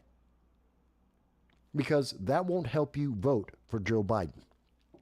It won't help you to vote for Joe Biden if you know the actual law that he is breaking. If you know that he is helping people to kill American citizens, to help torture American citizens. If you know that, there's no way you're going to vote for Joe Biden. None. And so they are trying to fortify the 2024 election because they don't want to tell you that. They don't want to have that conversation. They don't want you to look at the news. They don't want you to look up the law. They do not want you to think about it. Instead, they will come out and you'll hear the Democratic Socialists of America. You will hear Rashida Tlaib and Ilhan Omar, and you'll hear people like Jasmine Sherman and Claudia Dela Cruz, and they will say, Mike, you're just an Islamophobe. You're an Islamophobe. Why? I didn't mention, this isn't about their religion. It's about the American citizens that they killed, that they captured. I want them back. You want a ceasefire? Give us our people back. Tell us that they are alive. But that makes me an Islamophobe because I want the Americans back. How? No one will ever ask them this. How? How does that make me Islamophobic? How does that make me an ist or a phobe saying, I want my people back? I want them alive. I want you to stop torturing them. You want to see bombs stop? Fantastic. Stop going after our people. Life is that simple. But they don't want to talk about that. They don't want to have that conversation. They don't want you to think about that. It's truly evil. Truly, it's evil. Let me check on what's going on in Rumble here. And if anyone thinks I'm wrong, again, I am more than happy to hear anyone who tells me, Mike, you just don't understand. Fantastic. Let's have that conversation. The left, when they are wrong, when they are absolutely positively wrong, and they know it, they will not talk. They will call you a name and they will run away. They'll say, I don't need to talk to you because you just don't get it. That's because you haven't explained yourself. Oh, I don't have to talk to you because you're an ist and a phobe. Well, then help me to learn about what. Tell me how I'm wrong. Show me the path. We don't want to talk to you. I don't have to talk to you because you just don't get it. That's because you don't explain it well. Because you don't have any logic to what you are saying. Again, I can point to news article after news article after news article from around the world to prove my point. Israel rejects ceasefire talks until Hamas provides a list of hostages who are still alive, defying Joe Biden. Biden doesn't want this condition because Joe Biden is busy aiding and abetting the very people that killed Americans that have them hostage. It's not an opinion, it's not a guess, and it's not political. It is a fact. Reported by international news media. It's just a fact.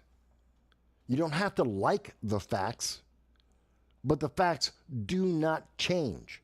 The facts are not changing just because your politics are being offended, just because you might not get a vote or someone may not support your reelection. That doesn't change the facts. Joe Biden is aiding and abetting people who killed and tortured Americans, period. And we are trying to give them the out. But Joe Biden is busy trying to reinforce them, to give them the ability to continue to attack and kill Americans, which they have promised they will do. They promised, where is it? Where is it? Nope, wrong one.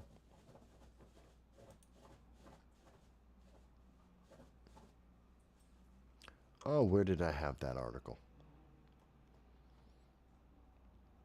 Sorry, I have so many notes here. There it is. Is it there?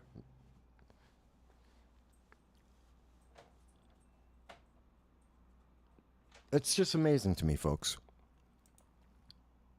And no one is willing to be honest enough with you to actually have this conversation. They don't trust you enough to have this conversation. They don't believe in you enough to have this conversation. Let me see some of the comments here. Users band mentioned that why aren't the eco-nuts losing their minds over the oil spilled from the ship, the Houthis, when they shot down the British ship, the Ruby Mar? It's been leaking oil into the ocean in the Red Sea, and you don't hear any of the eco-fanatics. You don't hear Just Stop Oil complaining to the Houthi rebels, complaining to the terrorists, and saying, hey, you're polluting the planet.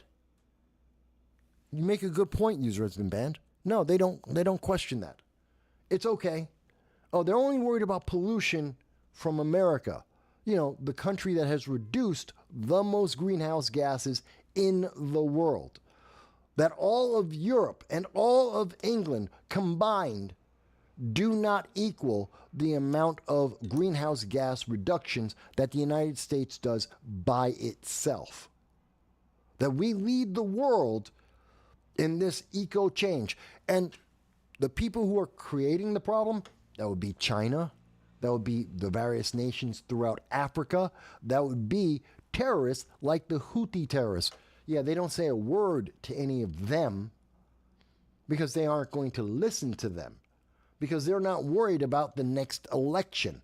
The Houthi rebels, the Houthi terrorists, they don't care about who's elected. They care about killing you. That's the truth. Again, if there is any elected official in America that thinks I have misunderstood this, that I have the information that I have is not accurate, not up to date, you can call in 929-715-8569. Call in. John Cordisco called in. You know you can call in. The phone line is on. I'm happy to hear from you. If you're a member of Antifa, you're a member of Progressive Leaders of Tomorrow, you're a member of Indivisible New York, if you're a member of the Progressive Party, the Democratic Socialists of America, the Democratic Party, please call on in. Tell me how I've misunderstood this. Don't call me an ist. Don't call me a phobe. Tell me the facts. Tell me how you get to a different conclusion than what I have just shown and been able to explain. And the answer is they can't. And they know they can't. So they won't have the conversation. They will run away instead. They will tell you that you are an ist and a phobe, and they will run away. That's their answer.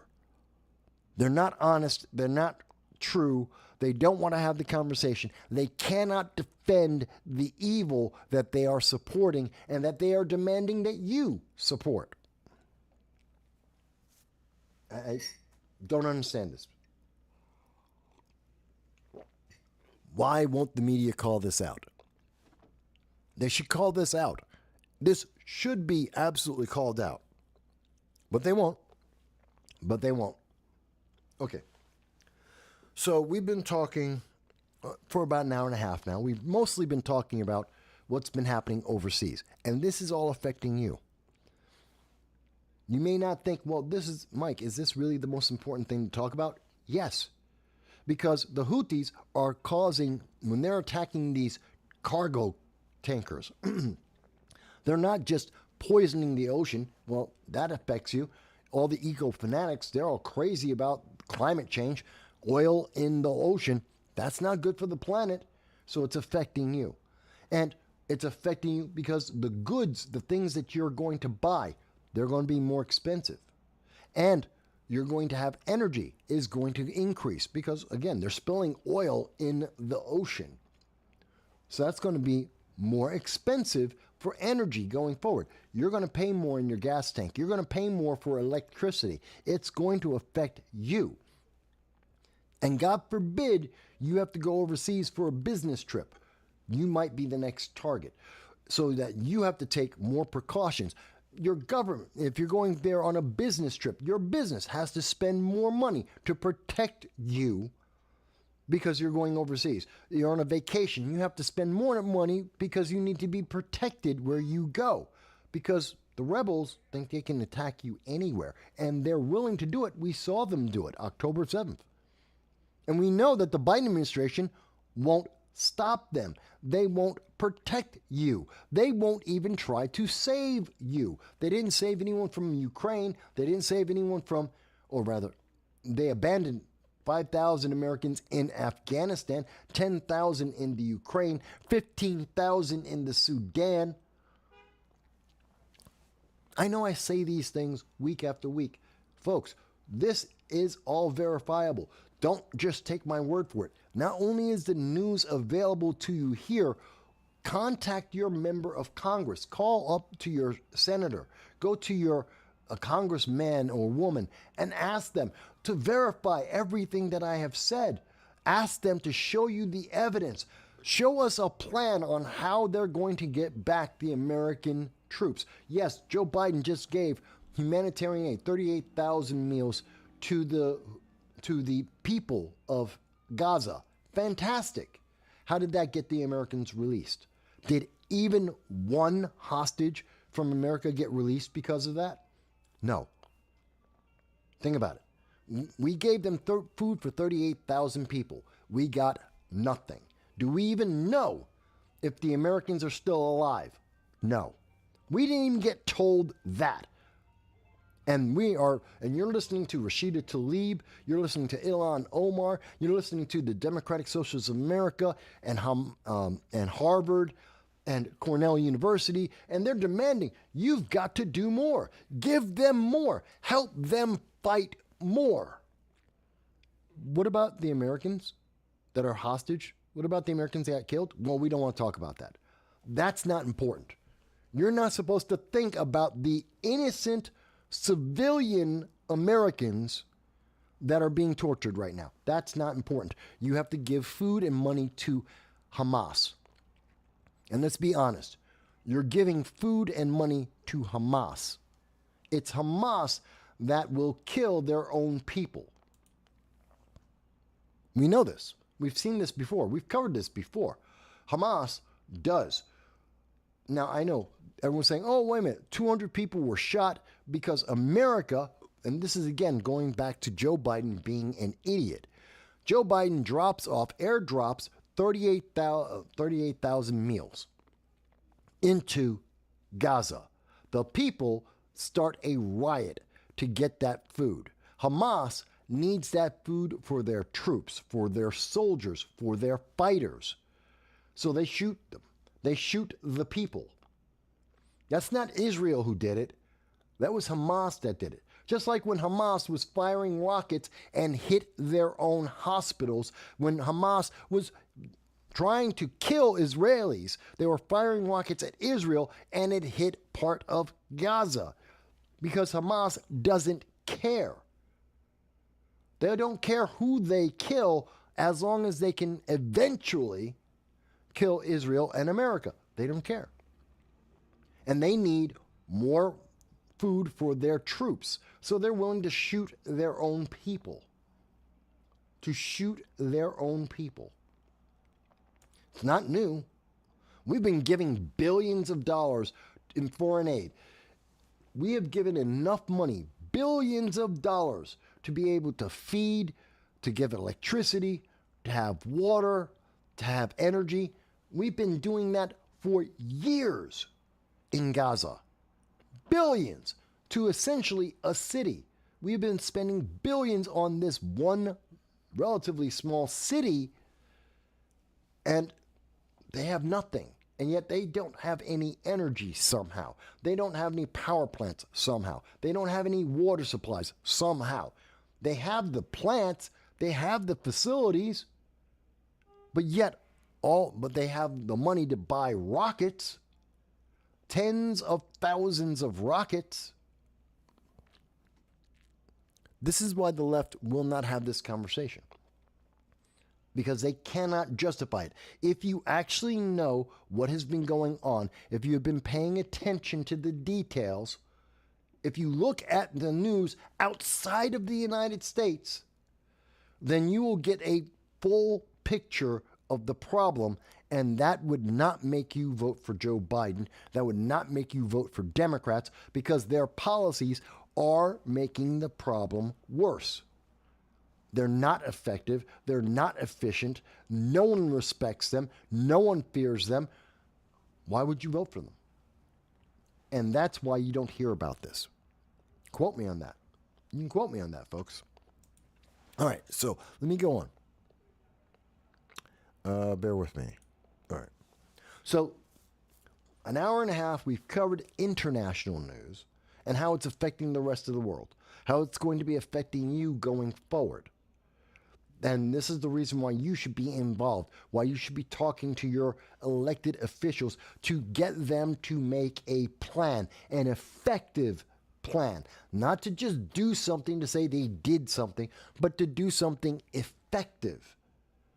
That's what we need. We need an effective plan, not willy-nilly just doing stuff all randomly around the place and hoping that something actually works. We need a plan. We need to be decisive. But I can tell you that right now, it's a difficult time, because we have places like China and TikTok and YouTube and Google and Facebook, and they're all trying to silence you. They don't want you to think about it. They want to fortify the election. They want you to think in a very specific way. If you dare, like when a couple of days ago, this week, I did a short video talking about the fact that Trump had won. He's winning in the primaries. Mitch McConnell, who decided to run away, Mitch McConnell, who's not going to do well under a Trump presidency, he's so sure that Trump will win that he's going to give up his position as in the United States Senate for the Republican Party. He's going to give up his position. He's going to run away. And because that says, and that indicates, that predicts that Trump is going to win, oh, well, you can't say that. Not with TikTok, not because of the Chinese Communist Party. They want people to think Biden's going to win. They support Biden. TikTok, Google, YouTube, Facebook support Biden, the guy who is weak, the guy who has failed, the guy who is not doing as well as anyone else. You have to ask yourself, why? Why is it that TikTok and Google and YouTube and Facebook don't want you to hear how badly Biden has been doing? You know, they don't want you to think RFK. This, I'm sure most people are not aware of this. Robert F. Kennedy Jr., who was just in Pennsylvania yesterday, Saturday. RFK Jr.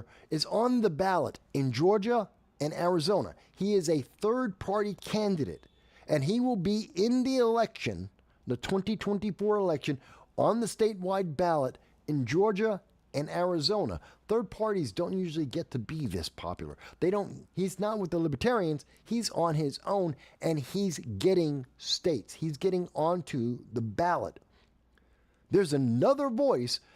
If you are left-leaning or you don't want Trump, there is another choice than the old guy who can't walk across a flat stage, who's so senile he can't be punished for having classified documents for the last 40 years, but he's such a sharp tack that he can't take out the Houthi rebels in Yemen, and he can't get back American hostages that are in Gaza. This is so crazy, folks. Yeah, Democrats have a choice. They have a very real choice. And people are taking that choice. But you're not supposed to talk about it. You're not supposed to talk about it because if you talk about it, if you talk about Republicans doing well, if you talk about Biden not doing well, well, then you get banned over and over again. I want to look at this. Look at this, folks. Because we're talking about U.S. politics. We're talking about the 2024 election. Look at this.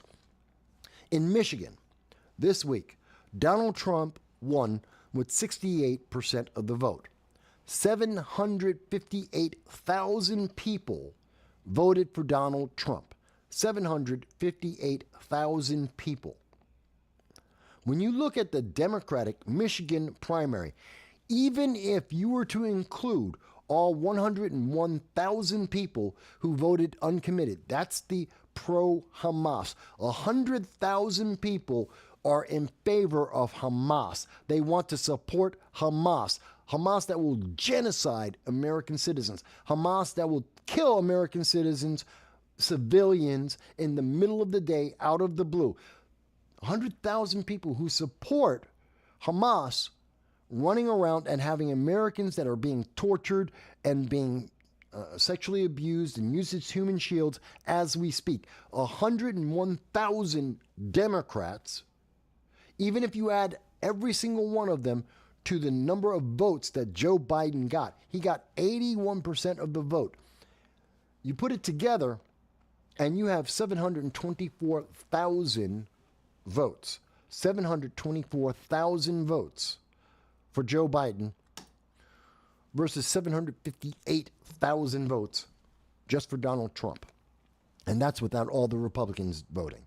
If you add in the other 300,000 votes that went to Nikki Haley, you're talking about 1 million votes for Donald Trump versus 700,000, 750,000, not even, 725,000 for Joe Biden.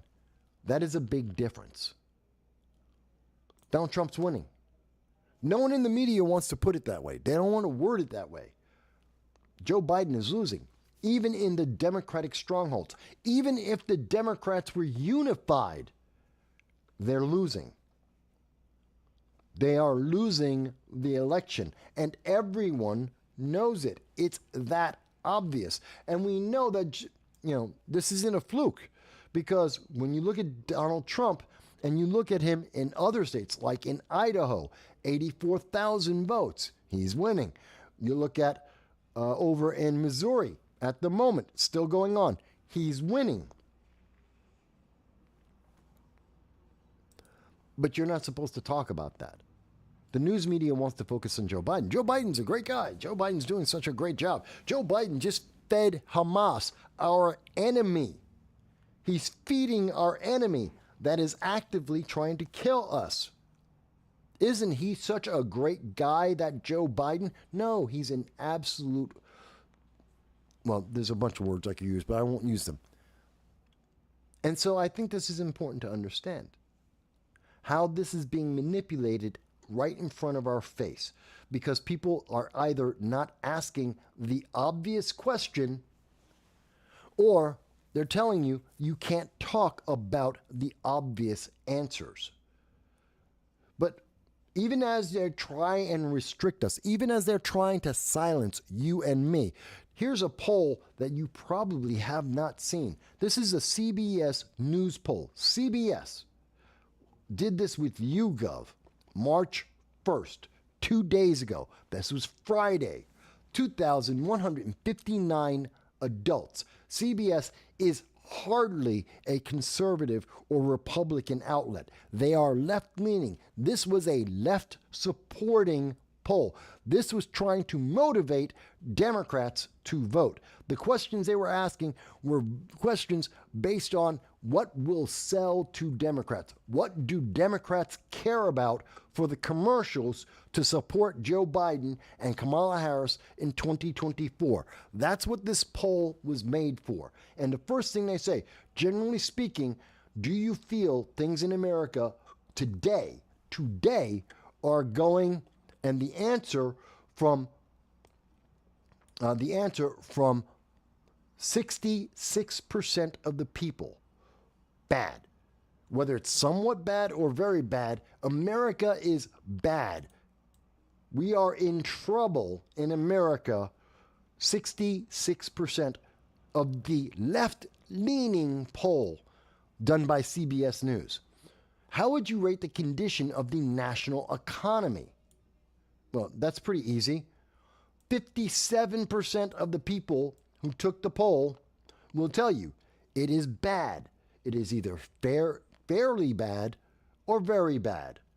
It's either kind of sort of bad or it's some form, some degree. 57% of Americans say it's bad today. Joe Biden has failed. And people are thinking about the election a lot. 41% of people are thinking a lot about this election. This is asking Democrats, are you thinking about the election?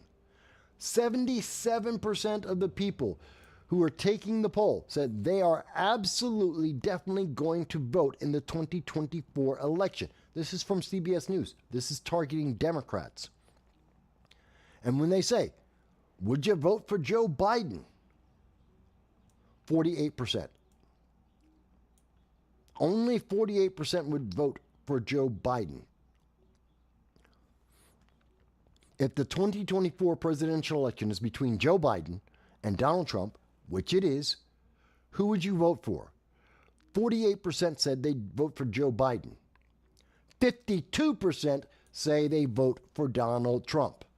Trump is winning. This is among Democrats. This is a poll targeting Democrats.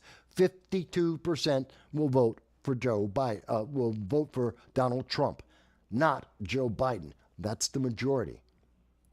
Why? Why are Democrats voting for Joe Biden? If you're voting for Joe Biden, what is it? Is it because you like Joe Biden? Do you like Joe Biden? Is he a good president? 31%.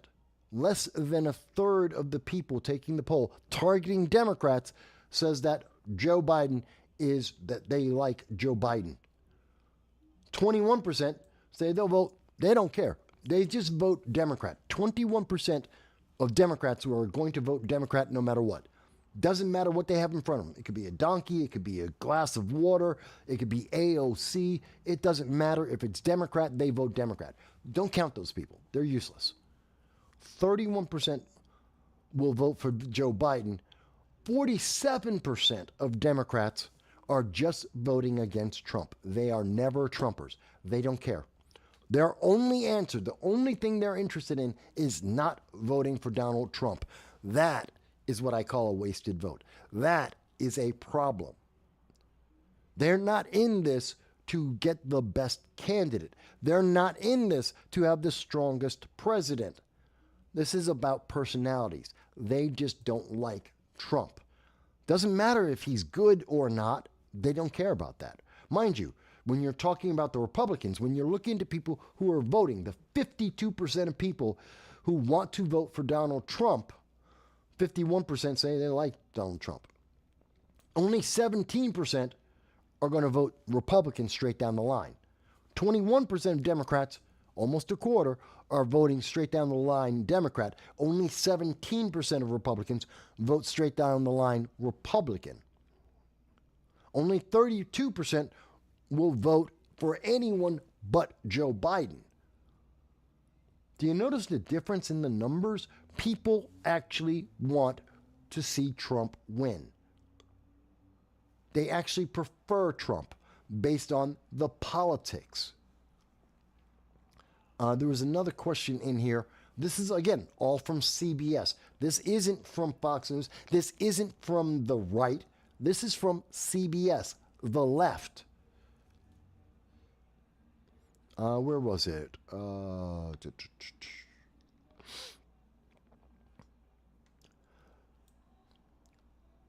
The U.S. economy is going to be going into a recession.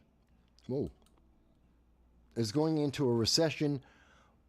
47%, 49%, almost half of the people who took the poll believe we're going to be in a recession.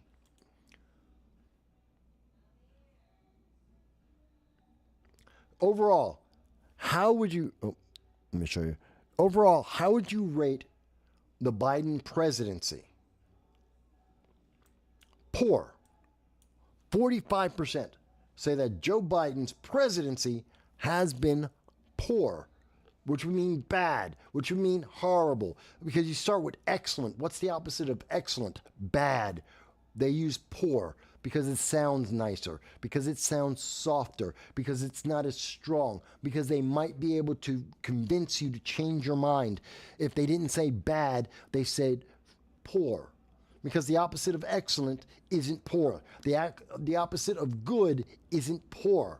It's bad. And they got two words for the positive: excellent and good. Then fair, middle ground. And only one word for bad. The only one term for negative. They are front-loading this. They are trying to find a way to make you think Joe Biden's doing great. And even with that, front-loading this as they did, only 33% of the people thought Joe Biden has been good or excellent. That's it. How good was Donald Trump's presidency? Well, 46% of the people who took this said it was good or excellent. There was another one. Oh, and let me clear this up for you guys so you can see this a little bit better. Let me show you this. So how much of a factor, what is it that voters care about right now? Well, the number one thing people care about, the economy. 82%. 82% of people care about the economy. What else do people care about? Well, here it is, 70%. The state of democracy. They care about democracy, 70%. Let's see. People care about crime, 63%. The border, 62%. 56% are worried about gun control. Democrats aren't doing very well.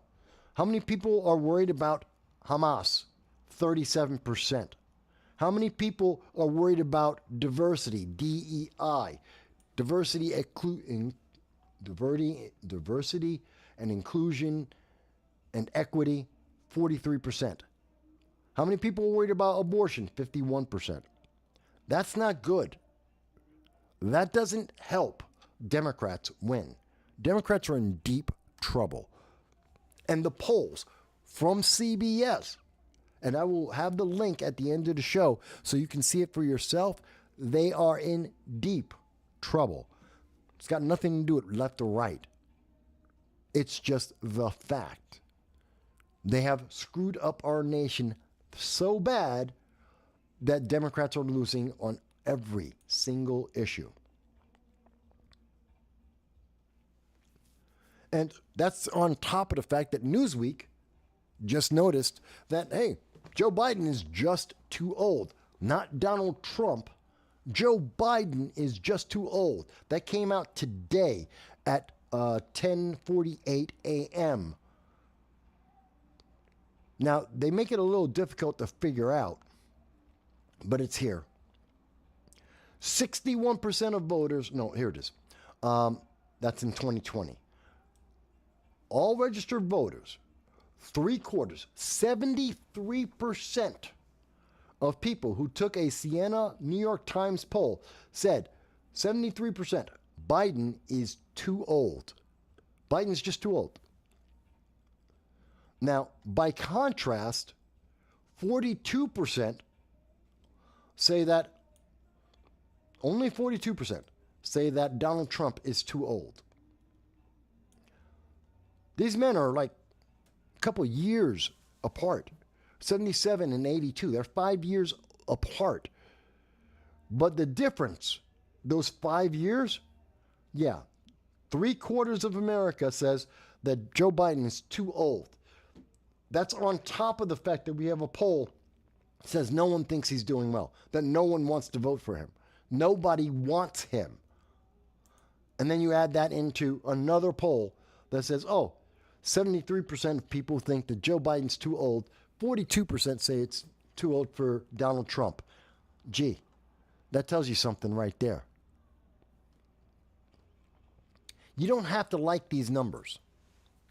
But we know this is why, when you look at it, Trump versus Biden versus Kennedy, because there is a three-way race. This race is not just going to be Trump and Biden. It's a three-way race, and Trump wins 39.8, almost virtually. He's at 40%. And Kennedy has 15%. Some polls show him as high as 18%. In fact, one, Quinnipiac, in December said 22% for Kennedy. This is telling you what's happening next. Where are we going? And I think it's important to understand where our nation is going.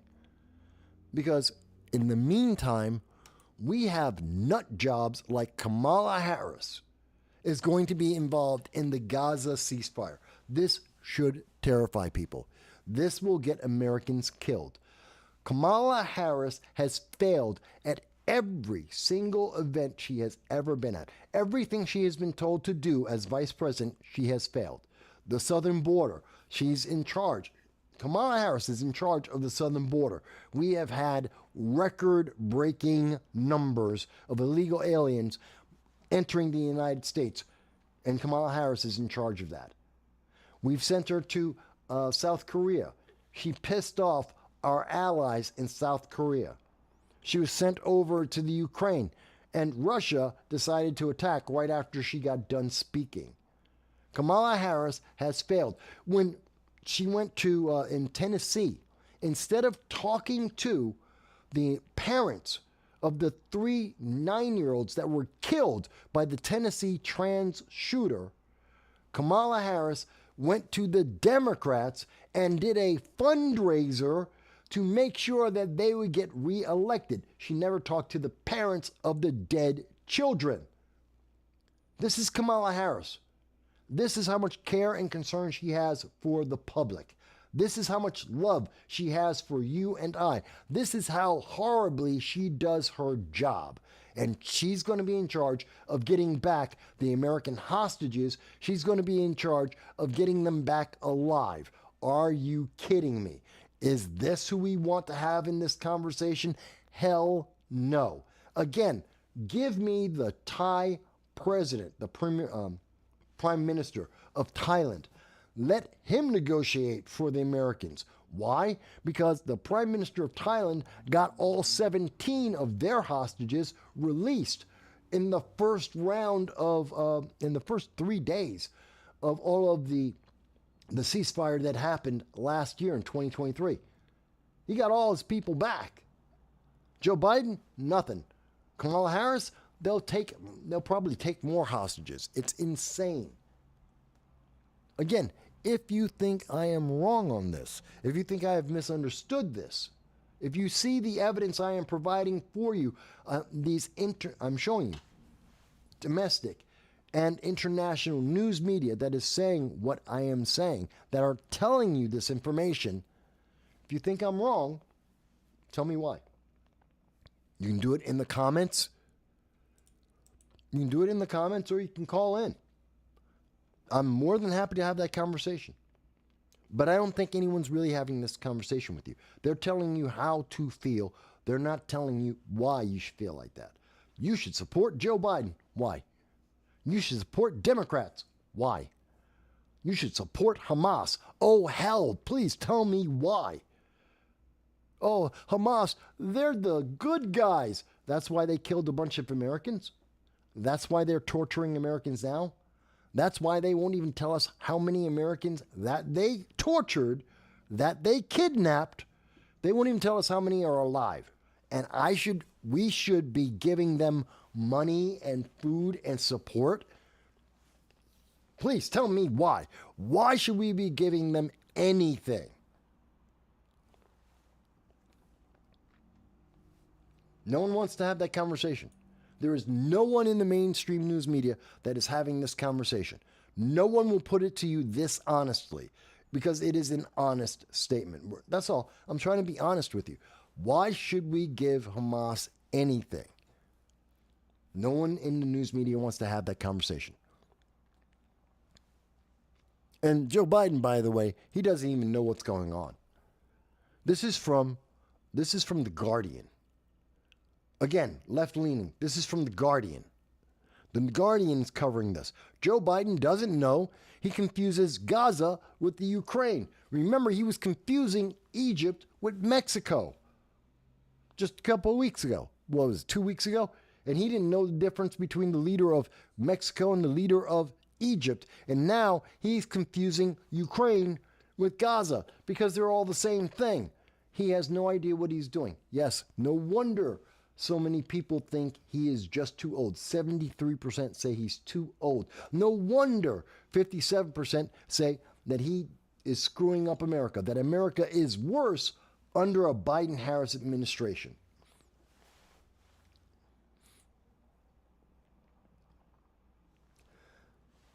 And this old man, he is old. He doesn't know what he's talking about. He's confusing nations. He's confusing his policies. This is someone no one has confidence in. No one is listening to. No one is afraid of. No one has respect. You would think he's Jasmine Sherman. And he decides his answer to illegal immigrants, illegal aliens, people who have criminally broken the law in the United States. That is a fact. They broke the law. He wants to say, well, they're newcomers. We have to welcome the newcomers to America. We didn't invite them. They're not newcomers. We didn't ask them to be here. They haven't been invited. They broke the law. They are criminals. He's taking money out of your pocket to give to these criminals. He is taking housing away from you and your family and your friends, and he is giving it to the criminals. He is rewarding them. He's doing the same thing to the people who are breaking our laws at the southern border, is the same thing that Joe Biden is doing to Hamas. He is rewarding their evil, their negative actions. And yes, it is evil to invade a nation, to break the law willfully, and then demand to be treated better than citizens. And that is what is happening. That is illegal immigration in America right now. They are demanding that they get to enter into America, go to sanctuary states like California, like New York, to be put into 3-star hotels, to be given debit cards so they can buy food. We're spending billions on them, and they broke the law. Because Joe Biden says they're a newcomer. Isn't it wonderful? These wonderful, great people who just came to America. Oh, we're so happy to have them. We didn't ask for a single one. We have millions of people waiting in line. We're not suffering for having legal migrants. We have plenty of legal migrants who are newcomers because they have decided they want to be part of America. And they are beneficial to America. Why? They follow the law. That's legal migration. And Democrats, they don't want you to think about that. They try to find different ways to confuse this. Well, they're undocumented, which means they have no authorization. They're undocumented. They're migrants. No, they're not. They're not migrating through America. They are settling down in America. They try to use every kind of word and wording to change this, to make you feel better. They're migrants. No, they're not. They're not illegal aliens. Yes, they are. Let me see here. I've got a comment. User has been banned says the NGOs, non-governmental organizations, invited them invited them on Biden's behalf. This is something we really should focus on with those NGOs who are helping. Yeah, these groups that are helping to give food and aid and comfort, like the UNRWA, which was helping the Hamas kill civilians. That's a fact. We know this. The UN has already done the investigation. They were giving aid and support to the very people who killed civilians. So these NGOs who are helping them commit a crime, every one of their workers and their board members should be charged as an accessory to the crime. Yes, they should. They really, really should. They aren't, but I would love to see them get charged with that.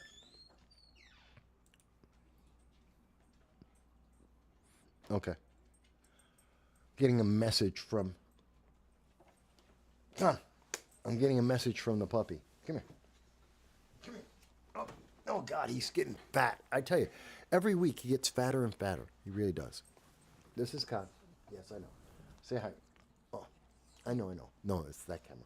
Look at that camera. Look at that camera. Look at that camera. Hi. Okay. Yeah, he sent me a puppy mail. That's right.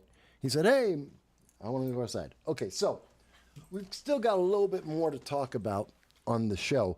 There's still more that we should be investigating here, that we should be looking at when we contact our members of Congress, our senators, when we are considering who we're going to vote for in elections, when we're trying to decide whether or not we should be taking our tax money, our money out of our pockets and giving it to foreign countries, which ones we should give it to. There's a little bit more that we should talk about there. I'm going to go for about an hour. Oh yeah, there's so much that is going on. And again, I'm happy to have your phone calls. We're taking your phone calls, Phil. So, numbers there.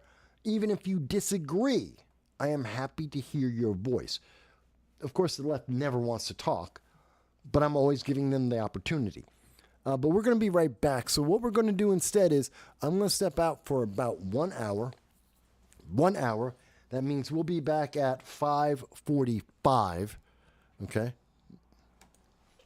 Back at 5:45 to finish up. We're going to come back at 5:45 to finish up. Hey, Hal, I'm here, yes. Well, you know what's the good news, Hal? You can take the time for the next hour, go and look at some of the show from the beginning, the last 2 hours. It'll give you a chance to see about half of everything that we've done, and then I'll be back and we'll be live again. So there you go. But I got to take my puppy out. You know, he's a good boy. So that gives you an opportunity to check out everything we've done so far on the channel. We're going to have a little bit of me doing, what was I covering?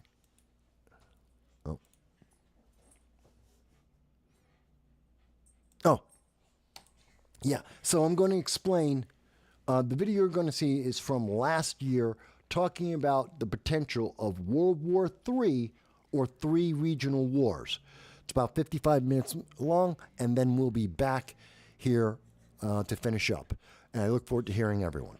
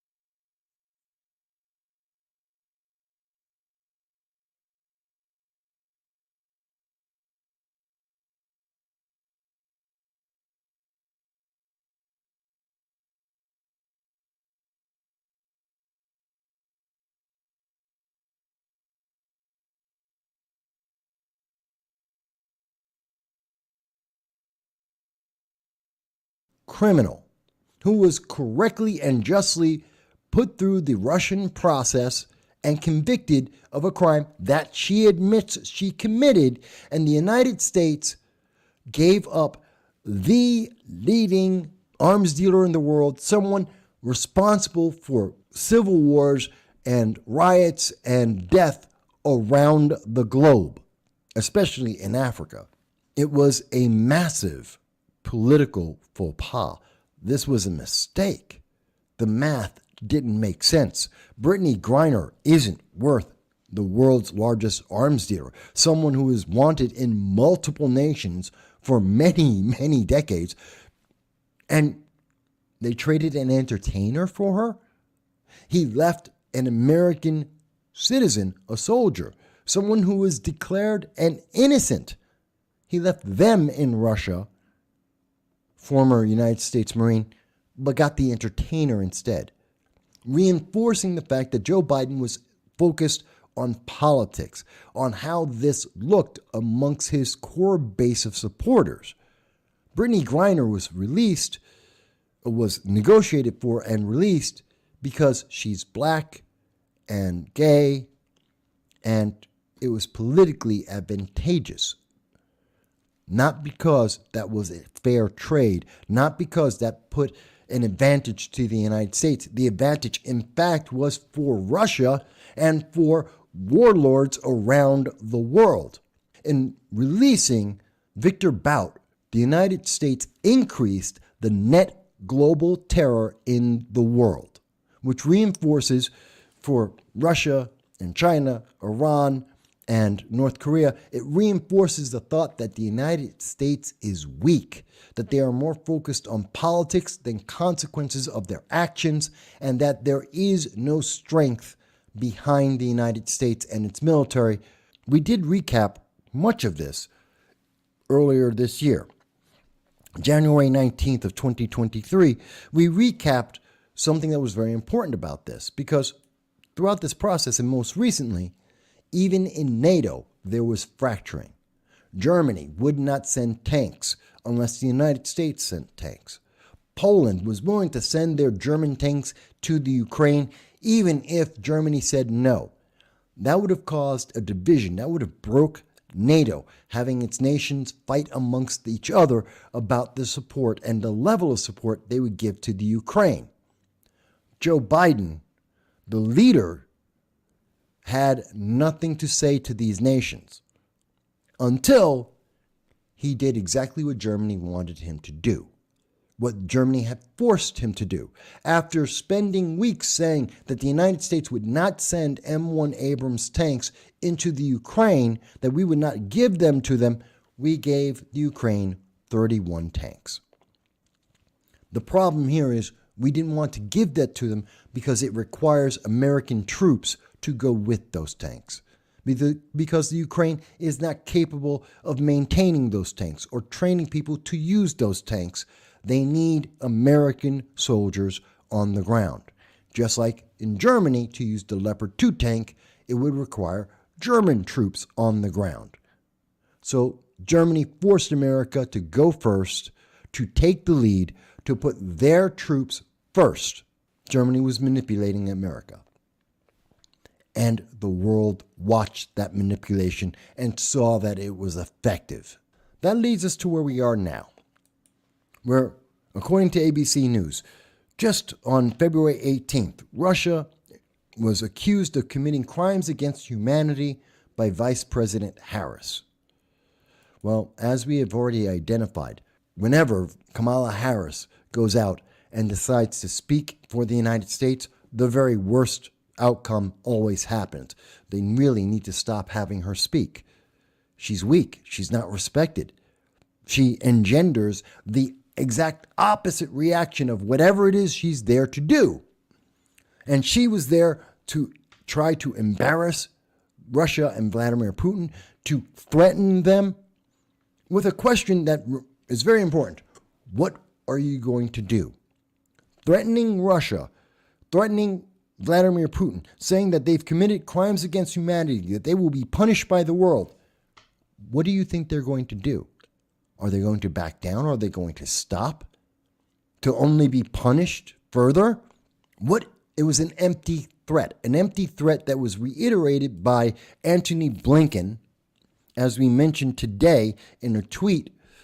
Kamala Harris goes to Munich with empty threats to Russia. Blinken backs her up. Antony Blinken, Secretary of State, supports her, as he should, in the administration. Biden then went to Ukraine. He ignored the problem, the emergency, the disaster in Ohio affecting thousands of American citizens. And instead of even visiting that to see what was happening, to somehow give the reassurance to the American people that he had a plan, that they would be taken care of, even as his administration had already been accused of undermining these people, of ignoring their plight, of throwing them to the wayside, instead of reassuring the American people and adding confidence, he went to the Ukraine to support the Ukraine efforts, to give the Ukraine more money, to shore up that political effort.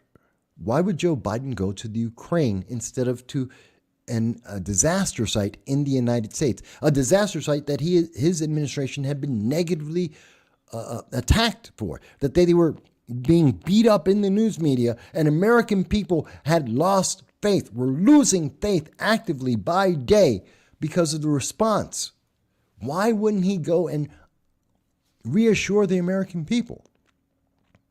Because he's weak. Because it was politically disadvantageous. Once again, the world got to see the priorities. Joe Biden wants to look strong. He wants to move his political agenda forward at all costs.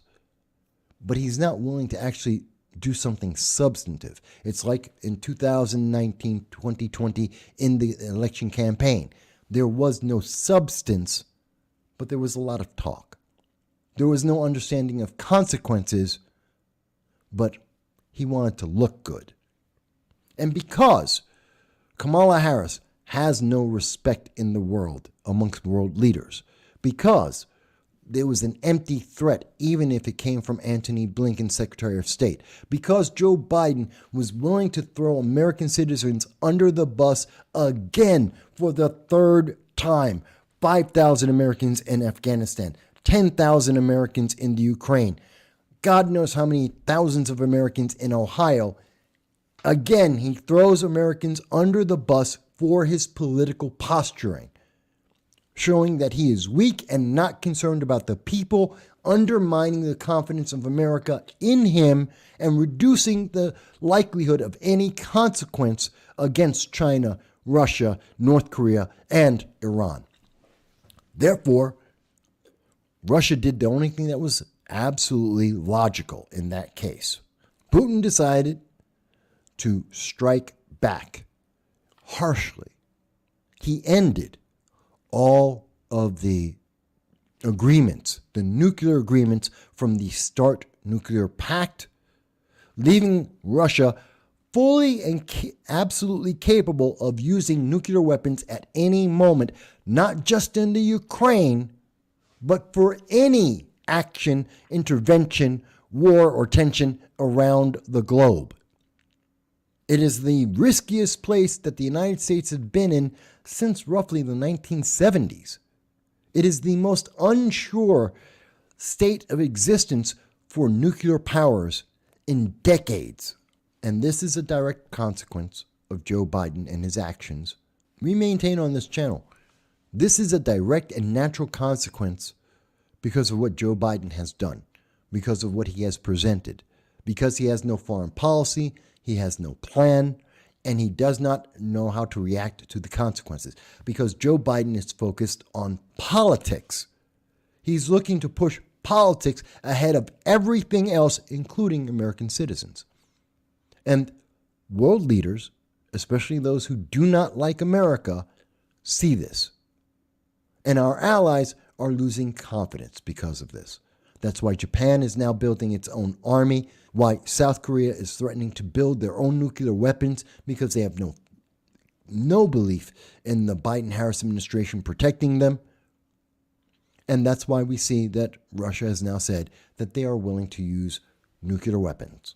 Now, I've gone through this in some detail to bring you from 2019 to 2023, showing you all the elements, just focusing on Russia alone, not including what happened in North Korea, what's been happening with China and Taiwan, our difficulties with our allies in South Korea and Japan, not even touching on really the issues in the Middle East, whether it be in Syria or with Iran, and how we have abandoned essentially our allies in Israel. We're not even looking at the rest of the world and the problems that are ongoing. We're not even talking about the fact that 98 suspected terrorists had entered the United States in 2022. We're not even dealing with the other problems, inflation and everything else. Just looking at how Russia watched the Biden-Harris administration fold and fail for years. Are we surprised that we are now on the edge of World War III? Are we surprised that we are actively becoming part of a regional war? Are we surprised that there is no fear or respect for Joe Biden or Kamala Harris? So now comes the part where we have to ask the question, what is the consequence of this? Again, if you doubt the conclusion we're making here, look back over the last 3 years, 4 years. Look at each of the articles we have identified, and in the description of every video we have done, the dozens of articles that we have sourced to make the conclusions we have come to. Look at it through the time to bring us to today. And then ask yourself, given that weakness, given that failure to stand up, to lead, to have a plan, and to understand the consequences of that plan, what do you think is going to happen next? Is Russia going to stop fighting in the Ukraine? No, of course not. Is the Ukraine war going to end in another 2 months? No. Another 6 months? No. Most likely that war will continue for 10 years. Not 1 year, not 2 years, 10 years, possibly 20. This is a war very much like what we saw in Vietnam, what we have seen in Afghanistan, what we have seen in Iraq, what's going on in Syria. We are talking about a multi-decade war. If the United States continues to fund this war and use Ukraine as its economic proxy, and very shortly, we will have troops on the ground, which will require even more troops from the United States, even more troops from NATO. They will be called advisors, and those advisors will need support, and thus more troops will be sent in, and more troops will be sent in, and we will be engaged in this war longer and longer term. And the more force that we are applying, the more that Russia will apply force back.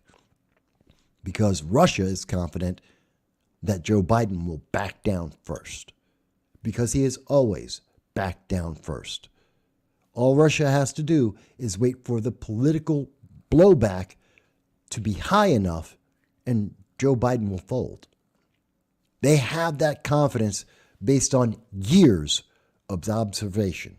That does not bode well for Ukraine or the United States or Europe. What will happen next? We believe on this channel, we've been saying for several years, this isn't World War III. We don't believe Russia will use nukes, but the threat will add to the pressure politically for Joe Biden, and that's what he reacts to. But we believe very strongly that China will take this as its signal to start its aggressions against Taiwan, possibly Japan, possibly South Korea. That North Korea will see this as their signal to go in and to take over South Korea. That we will see a second regional war in Southeast Asia because Joe Biden is weak and doesn't understand the consequences of his actions and is willing to throw his allies under a bus for political posturing. We believe that in the Middle East, Iran will increase its actions. It is already continuing to fund rebels, terrorists in Yemen and throughout the Middle East, that they will increase their actions as they approach the potential of having a nuclear weapon, that Israel will actively oppose, creating higher tensions in the Middle East than we have seen in decades. Not like the Afghanistan, not like Syrian conflict. We're talking about open warfare. And that will be the third region. We don't believe nukes will be used, but that will be 3 active regions fighting. And Joe Biden doesn't have a plan. He doesn't understand the consequences. And he is willing to throw everyone, including American citizens, and especially our allies, under a bus to try and find a political outcome that looks good for him and his party and allows them to maintain power in the next election. Kamala Harris is even worse. Perhaps you disagree with our review. Perhaps you find some elements you don't like. Put aside your feelings and look at the evidence that we have presented and that we have been made available for you over the last several years.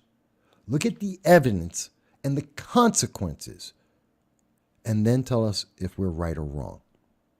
Tell us, do you think Russia has any incentive to stop fighting in the Ukraine?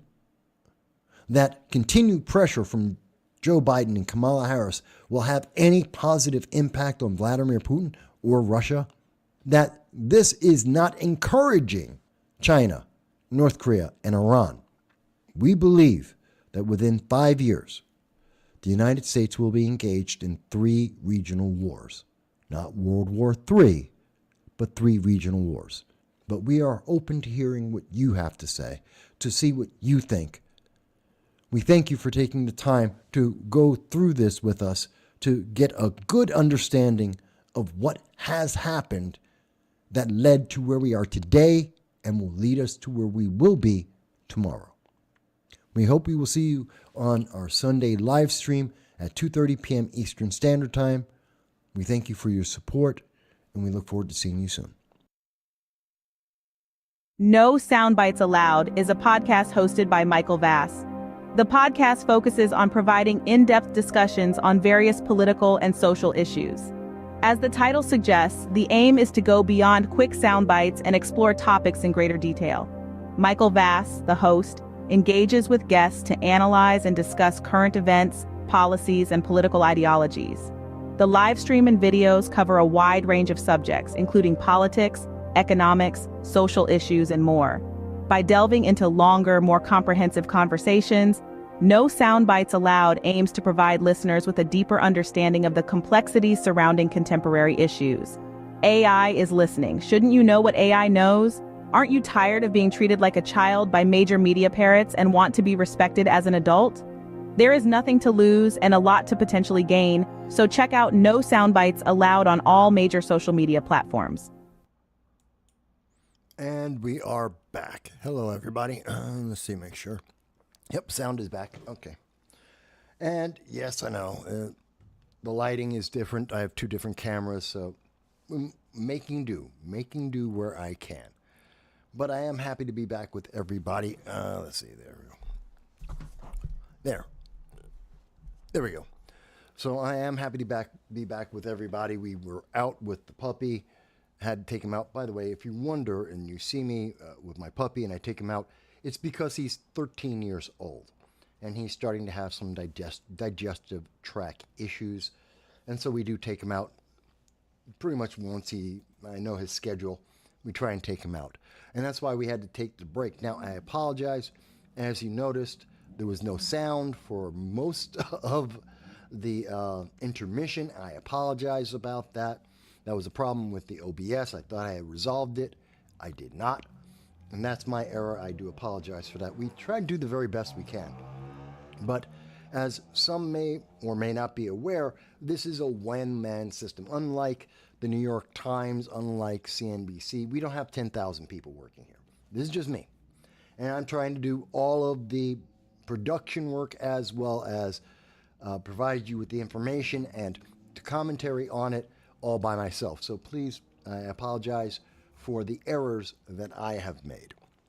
But I am glad to be back with you. I know there are several people watching that are more people watch on Rumble than on YouTube. So I thank everybody on Rumble and YouTube for watching, and also those on Facebook. Hey, Ricky Padgett's with us, I believe, and he's been watching on Facebook. So I thank him for that. So far in the show, we've been talking a little bit about what's going to be happening with the economy. We have been talking about that a little bit. Just to do a quick run through, we were talking about the fact that you can expect there's going to be energy prices are going to be going up according to the Financial Times. And that's going to be a bit of a problem for everyone. We know that France is, because of the lack of leadership from the Biden administration, that power vacuum, well, France thinks that they can fill that in. And in doing so, endanger United States troops via NATO to insert them into the Ukraine and have them fight against Russia, something that Russia has said, if it happens, they're going to use nuclear weapons against Europe. So France has actively endangered the world. And you were just saying this about World War III. Missed most of it, at least it had some words. We know that no one is afraid of the Biden administration or its policies. We see that the Houthi terrorists continue to attack the U.S., our allies, to disrupt the food, the energy, the goods that everyone needs in the world. And they successfully have now sank the Ruby Mar, which has poisoned the Red Sea, letting oil spill into the Red Sea. That's an ecological disaster created by Hamas. Where is the left talking about that eco disaster, that man-made eco disaster, that the terrorists have poisoned the Red Sea? I don't hear any of them talking about that, because this might cause you to not vote Democrat. This is part of the fortification of the 2024 midterm election. And these steps, these little things add up, as we see. When we're not getting leadership from the Biden administration, we're not seeing strength from Rishi Sunak in the United Kingdom, when we are seeing people like Macron capitulate to the very worst elements in the world, then we start seeing anti-Semitism, we start seeing race divisions, we start seeing violence throughout the entire world. Even as we know that Hamas, they don't care. Iran does not care. The Houthi rebels don't care. We're being told by the very same leftist progressives that will not hold the terrorists accountable for killing civilians, for torturing civilians, for ecological disasters. Those very same leftists, they also don't call out Hamas, who could have a ceasefire. They're in talks right now. Israel is asking for the simplest things possible. How many people did you kidnap? How many of them are alive? Show us proof that they are alive. 3 simple things. And Hamas will not do it. Hamas continues to torture, to hide, to use these human beings as a human shield, even as they have let or caused to be killed at least 11, possibly 31 of those hostages. This is insane. Where is the outrage from the left? No, they want you to support Hamas. They want you to give Hamas more and more, even though in doing that, you're violating U.S. federal law. That's right.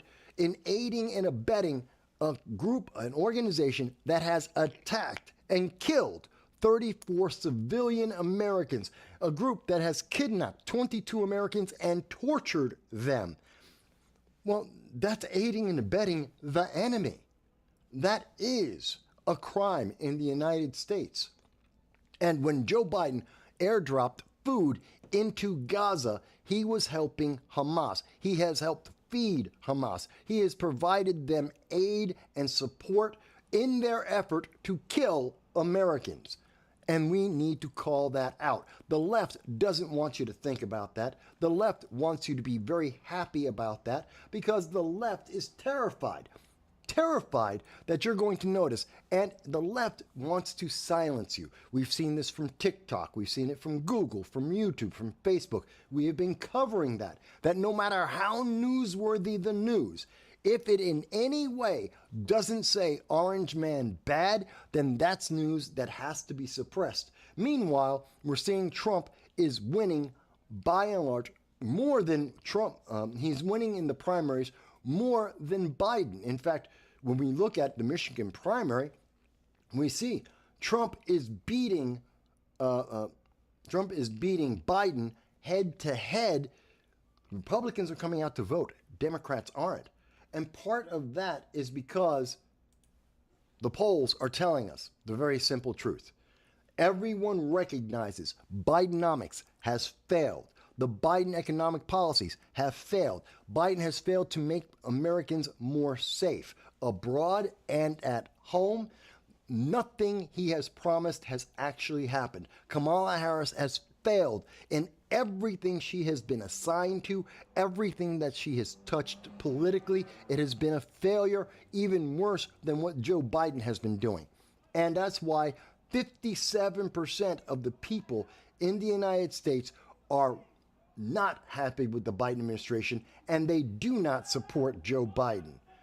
That's just how simple it is. And even if you include someone like RFK, because Democrats are desperate, the left is desperate to find anyone that could possibly win. And they're willing, even when you include RFK Jr., who is in 2 states, he's on the ballot in Georgia and Arizona, and he's getting 15% of voters in polling. 15% are willing to vote for him because they are upset with Joe Biden, but can't bring themselves to vote for Trump, even though they know Trump is the better choice than Biden.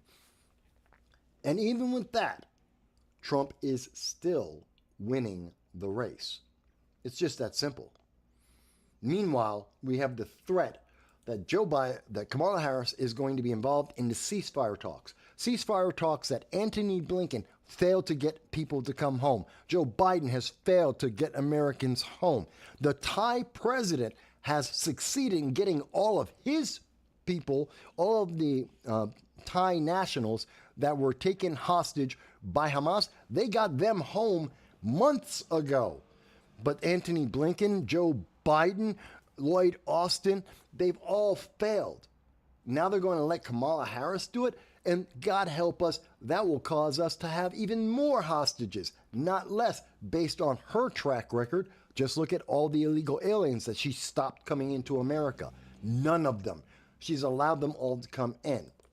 And that makes us think about Joe Biden, who continues to be confused. First, he was confusing Egypt and Mexico. Now he's confusing Gaza and the Ukraine. He doesn't know what's going on. And that's why the world is so nervous, why there's no respect. When Joe Biden says that someone who has actively broken United States law, that's a fact. They broke our immigration law. They are illegal and they are aliens. That's the legal term for them. If you want to be nice, you can call them illegal immigrants, even though they're not. They don't have a right, an authorization. They have no reason to be in America other than they want to. And we have no obligation to take care of them. But Joe Biden is trying to convince you, just like he says, oh, the economy is great. You just don't understand.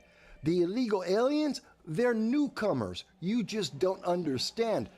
But in poll after poll after poll, yes, the American people do understand. So that kind of brings us up to where we are right now. And yes, I am back. User has been banned. I'm back. By the way, I did want to also say, Oceana23, thank you for joining us. Thank you for your message while we were away on the break. So that brings us up to where we are right now. So let's talk about the system, because everyone knows America right now is broken. We're broken. We are a broken nation. We see that Mitch McConnell, who is in the Senate, he's a senator, and he is the Republican majority the whip. He's in charge of the Republicans, and he has failed. He is a failure through and through. He is establishment Republican, not rank and file guy, Joe down the block, me, someone else. He's not rank and file Republican. He is establishment, and the establishment stands with the far left, the progressives, who want to support Hamas. They stand with Joe Biden.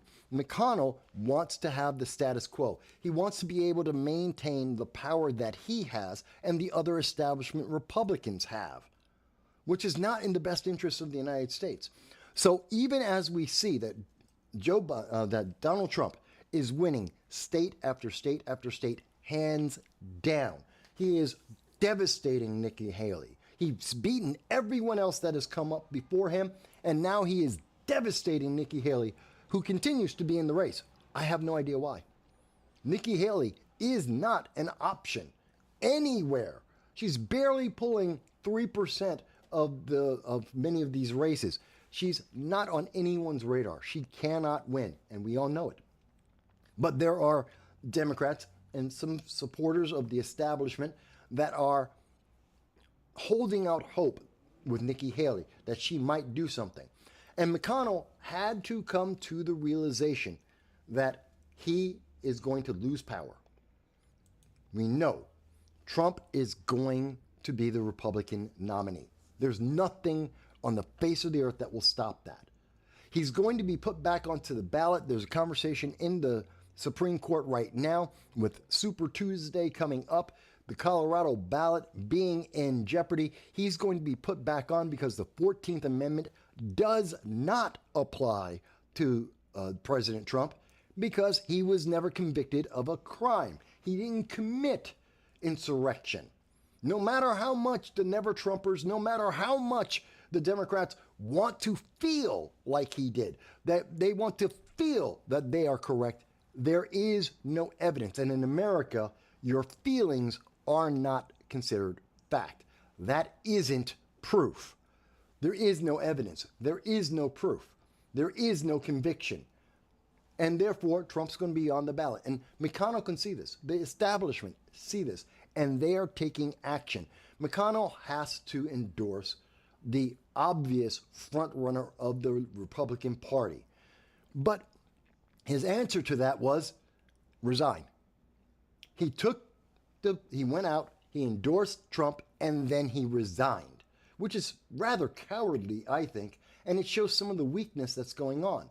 On the Democrat side, they have now gotten so desperate. The news has just come out on this. I don't know if anyone's seen this so far, but the news has just come out that attorney Merrick Garland is now trying to preserve and fortify the 2024 election by trying to convince black voters that somehow they are being restrained. They're being denied the opportunity to vote, which is ridiculous.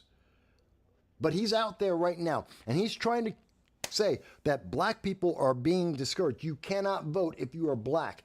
This is the same guy who supports Joe Biden when Joe Biden said, if you don't vote Democrat, you're not black. This is the same party that Merrick Garland is supporting right now, that he is fortifying, that said that black and Hispanic voters don't know how to use the internet to find their voting stations or to register to vote online. This is how much disdain they have. But because they know that they are losing black men, that somewhere around 20, possibly 30% of black men will not vote for Joe Biden because he has failed consistently. Because they are losing the black vote, they have to scare them. They have to fortify the election. And the easiest way to do that with minority voters is to say, oh, it's the Republicans, it's the white people. They're holding you back. We're going to help you. We are going to protect you from them. Except it's not real. According to Merrick Garland, the Attorney General of the United States, some have even suggested giving state legislatures the power to set aside the choices of voters themselves. No one has done that. Notice, he doesn't quote a single state. He didn't say this state or that state. It wasn't Georgia, North Carolina, Pennsylvania, New York. He will not tell you the state. Why? Because it didn't happen. He has no example. He goes on to say, that is not the way a representative democracy is supposed to work. Remember, this is he's talking about the representative democracy where Colorado, New Hampshire, and Illinois are trying to remove a candidate because they don't like him.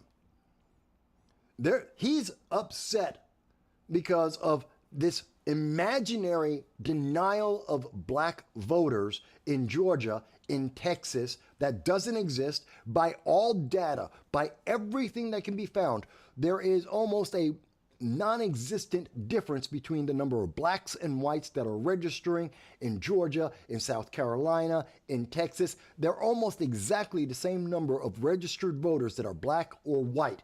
There are almost as many that are going out to vote. They're almost exactly the same percentage of whites and blacks that actually show up to vote.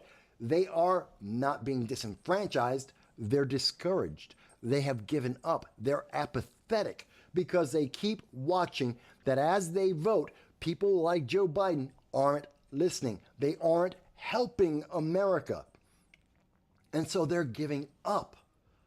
And it doesn't matter whether you want to, they're trying to do things like, well, there it is, mail-in voting.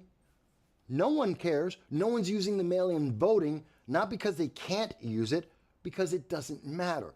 People aren't using drop boxes, partially because they don't trust them, and it doesn't matter. Voter ID requirements. You have ID. You want to go buy beer, you want to buy a car, you want to buy a house, you want to get a job, you need ID. The very thing that Joe Biden seems to think black and Hispanics can't get ID. He's wrong, but this is what they're saying. And that's somehow about trying to deny you the right to vote? No, it isn't. Every American has the ability to get ID and to go out and vote if they want to. It's not a question of they can't vote. People are voting. The reason why there's less people voting today than in the 1980s is because there are less people interested in voting today than in the 1980s. I believe we have it in the poll that came from CBS. And where is it? Overall, what is your view about the possibility of a rematch between Joe Biden and Donald Trump? Well, look at this. The first three answers are, it's about 46%, 42%. 42% of people who are looking at this think that it's boring. 27% say it's exciting. So 15% say it's boring. Another 42% believe it's depressing. 48% believe that it is negative, that Joe Biden and Donald Trump are voting. When you have that environment, if that is apathy being put right in front of you, negative, depressing, boring. Well, gee, maybe that's the reason why people aren't excited to go out and vote. It has nothing to do about whether or not they can get a mail-in ballot, because they can. It's not because of the drop boxes. They already are out there. It's not because of voter ID requirements. People have the ID already. These aren't the reasons. In state after state, in Georgia, North Carolina, South Carolina, Texas, we have seen this in California, New York, Illinois. You go around the country, and this is not the reason why people aren't voting. They don't like the candidate. They don't like the choice. Whether it's because they're never Trumper, or whether because they look at Joe Biden and he is a bumbling idiot. They're just satisfied. That's the reason. But rather than address the problems like, hey, states are illegally denying voters a choice. We've seen them say in New Hampshire, oh, you don't have the right to write in the choice you want. Remember that? Do you remember? They said, oh, you can't write in Donald Trump. It's not allowed. That is disenfranchising every voter, no matter what your color of skin. Saying that Donald Trump can't be on the ballot is disenfranchising every voter, regardless of whether you're male or female or you're a toaster, whether you're white, black, or purple, doesn't matter. That's denying you your vote. That's disenfranchisement. He's telling you that he's okay with denying everyone the choice he doesn't like, but he's trying to excuse it and say, but no, it's about black and white. It's about racism. It's about racism, and if you don't agree, you must be a racist. You must be racist if you think that Donald Trump should be on the ballot. Well, that's stupid. That's a stupid opinion, for one, and for two, that's not your choice, Merrick Garland. That's not the Democratic Party's choice. Just because you want that advantage going into the election doesn't mean you deserve to get it. Your feelings aren't facts. They're not the law. And the Attorney General of the United States, an attorney who was a judge and was up for the Supreme Court of the United States, should be able to know that difference. Which means he's doing this on purpose. He knows he is lying to your face. He knows black voters can go out and vote just as easily as white or Hispanic or Asian voters. He knows that, and he's just manipulating you. He is playing a game. He is using you like a ping pong ball or basketball, a tool. Mike Bowie mentions, and I should get that, give me a second. So Mike Bowie mentions that, well, if something happens to Trump, Nikki Haley would be next by default. I don't think so. I think that if Trump were out of the equation, it would be a very strong race between Nikki Haley and Vivek Ramaswamy. Now, mind you, I don't think Vivek is qualified to run and be a president at this time. He needs more experience. Nikki Haley has issues of her own as well.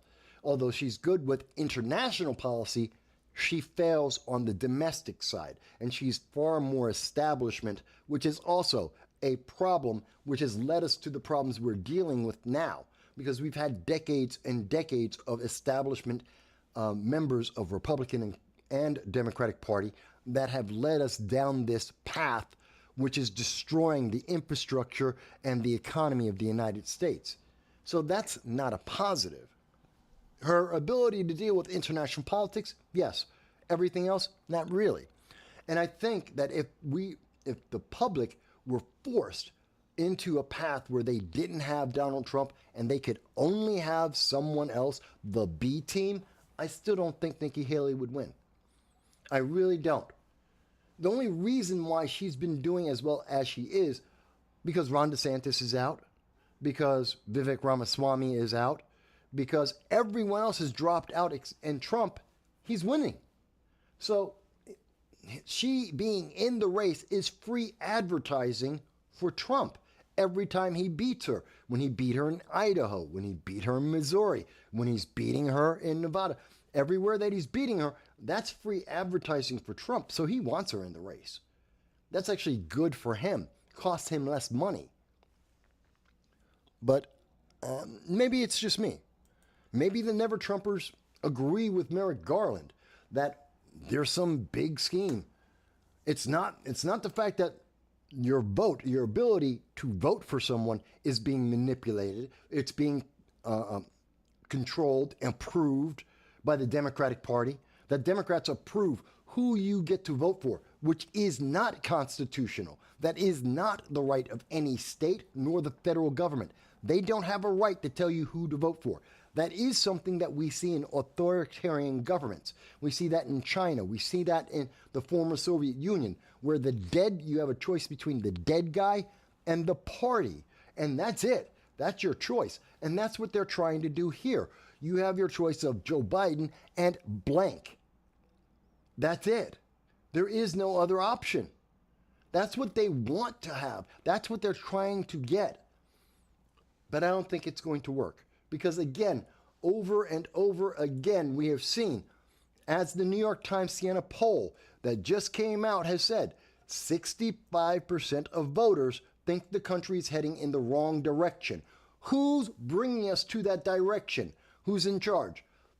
Merrick Garland, Kamala Harris, Antony Blinken, Lloyd Austin, Joe Biden.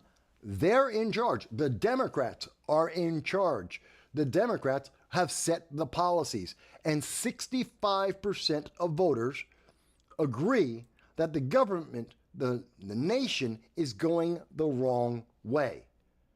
Well, then that means they're rejecting Democrats. Maybe that's why you're not seeing Democrats come out to vote like in Michigan. Maybe that's why Joe Biden is losing in every single poll that you can see. I'll show you another one. When you just look at Trump and Biden over and over and over again, consistently, this is going back to February 13th. What do you see? Every one of the polls except for two. One is a tie and one has Biden, and every other poll is saying Trump, Trump, Trump. Gee, maybe the reason why the public is leaning towards Trump is because Biden is too old. 70% believe he's too old. 57% think he's destroyed the economy. People believe and are correct that he has failed in terms of international policy, that he's failed in terms of immigration, and it's only getting worse. It's only getting worse.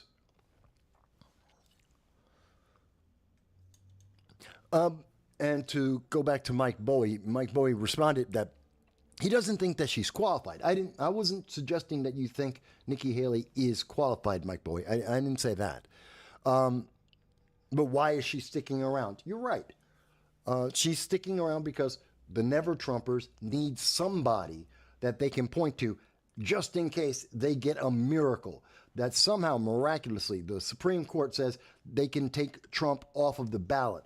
And if he does that, you will see every one of the Democratic bluer than blue states, they'll all do it. The rest of the country won't, but the super blue states will do it. And they're hoping that that will help them out. You're going to see that, you're going to see Nikki Haley try and get some momentum. It's just a tactic. And you're right. That is why she's sticking around, but it's an abysmal reason. And it's part of the reason why 65% of voters think the country's heading in the wrong direction. Because politicians are too busy playing games rather than trying to fix the problems in the country, rather than trying to actually address the needs of the public. They're not trying to find a solution. When was the last time you heard them talk about the global food crisis? That has been going on since February of 2022. They don't. You've never heard Joe Biden say, go out and buy 10% more food because the price of food is going up, because there is a dearth. There's 35, maybe 40% less food in the world than in 2019. That is just a fact. You didn't hear him say that. You've not heard that from any Democrat. They don't care. You don't hear him talking about, well, energy prices are going to spike for at least a little while. They're already spiking because OPEC, every time he puts a sanction on Russia, OPEC cuts the amount of oil and raises the price. So Russia doesn't care. They're not feeling the impact. He didn't explain that to you. He could have explained it to you, and you'd understand part of the reason why we have more inflation. You'd understand part of the reason why the sanctions aren't working and why he has failed in that effort. It wouldn't be the full answer, but you'd have more understanding. But he didn't bother to tell you that. And he is not telling you that right now because the Houthi terrorists are bombing ships, sinking ships in the Red Sea. Well, that's going to cause you to have more inflation, and it's going to cause an energy crunch. He doesn't want to talk to you about that either. Not even the green energy, the the damage to the planet, the climate change aspect of it, that oil is now in the Red Sea. He doesn't even want to talk about that aspect. He doesn't want to talk about these things because eventually it brings you back to the failures that he has done. And that's why he doesn't want to talk about this. At least that's the way I see it. Now, if there's someone on the left that thinks, Mike, you just don't understand. Okay, what don't I understand? What part of this am I wrong on? That I am showing you the evidence. I can see what voters are saying. I can see, and I'm showing you the poll after poll from the left, from Siena, from the New York Times, from CBS. We're seeing them all, and they're all saying the same thing. I tend to believe if I am looking at 9 months of poll after poll after poll that say the same exact thing, infrastructure is bad, crime is up, immigration is a problem, Biden has failed to save and protect Americans over and over again. The evidence is there. And you're telling, and Democrats want to tell you, well, no, you just don't understand. It's so much better than you think. No, it's not. None of this was happening 4 years ago. None of this was happening. Even under the Obama administration, it wasn't this bad. It wasn't good, but it wasn't this bad. And they don't want to address that. They don't want you to think about that because they are fortifying the 2024 election. We've been talking about that for months now. Even the Quartering has figured out, and the Quartering is a pop culture content creator, and even he has recognized it. Even he is now talking about the fact that the 2024 election is being fortified, that we are being railroaded into one decision as much as the social media giants, the news media, the political elites can, as much as they can, they are trying to railroad as many people as they can down one path to vote for Joe Biden, even though there is no net gain for anyone. There is no reason. No reason. And if you want to tell me, well, I'm black, so I have to vote Democrat. Why? That's the question I would ask of so many people. Let me ask that right now. If you're black, if you're Hispanic, if you're a woman, if you're gay, why are you voting for the Democrats? What have they done to help you, to benefit you? Oh, I know you're trans. Well, they're trying to change think about even the trans issue. Think about this. They have been pushing kids at younger and younger ages, preteens, as well as teens, kids as young as 8 years old. They are trying to train them to chop off their genitals, to not tell their parents, and to get medical procedures that will change them for life. And if they are wrong just 1% of the time, we have seen how many trans shooters have we seen now? And in each case with these trans shooters, like in Tennessee, what do we see them saying?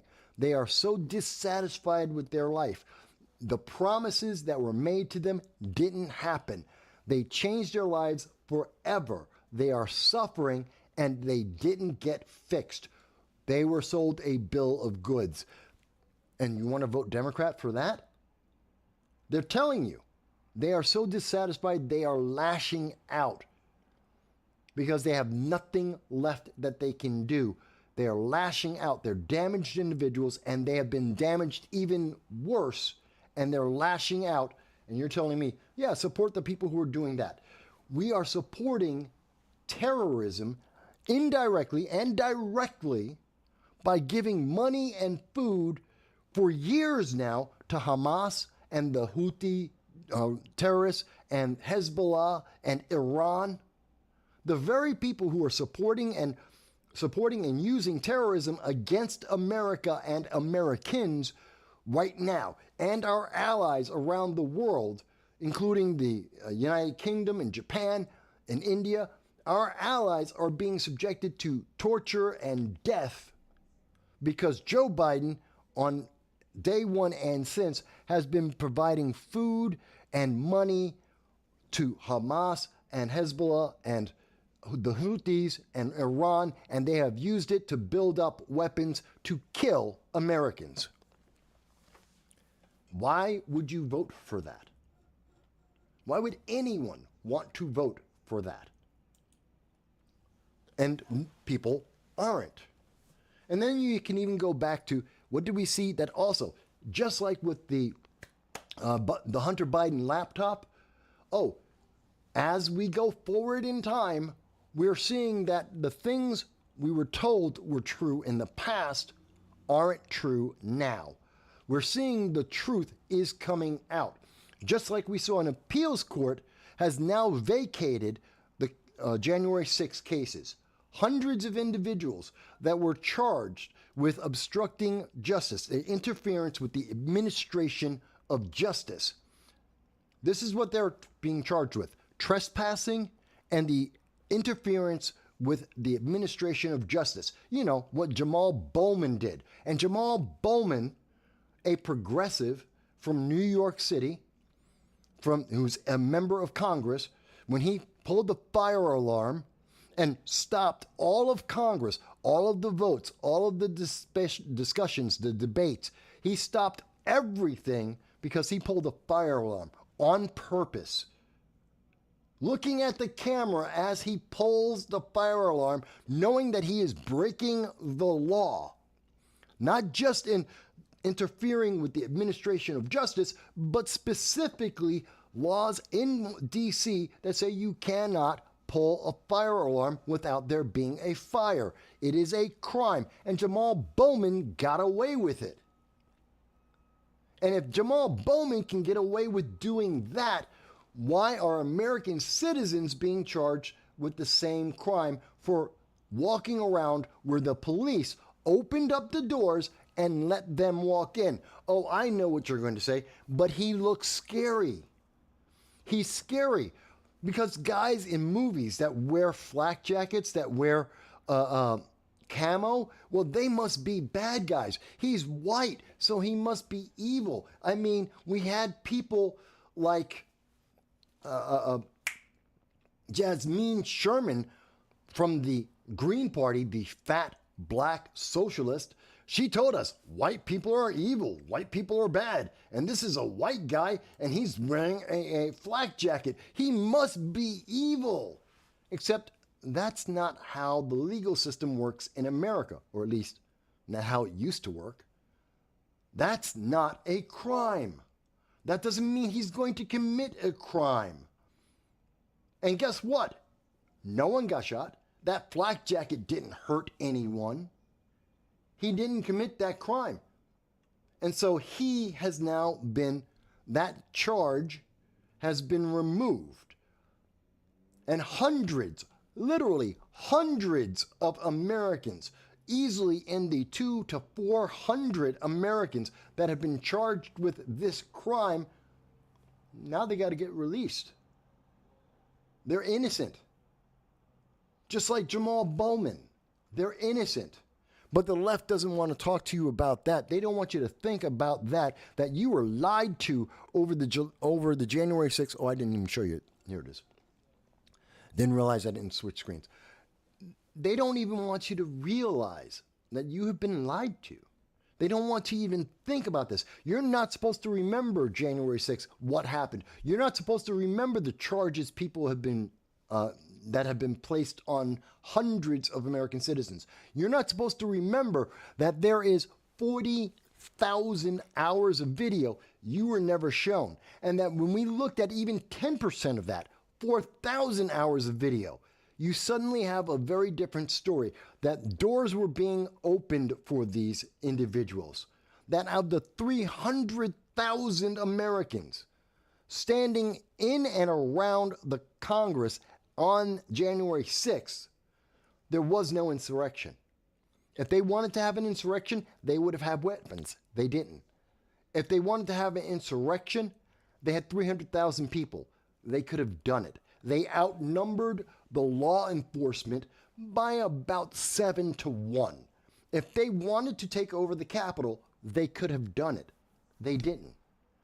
If Trump wanted to maintain the presidency, he could have done it.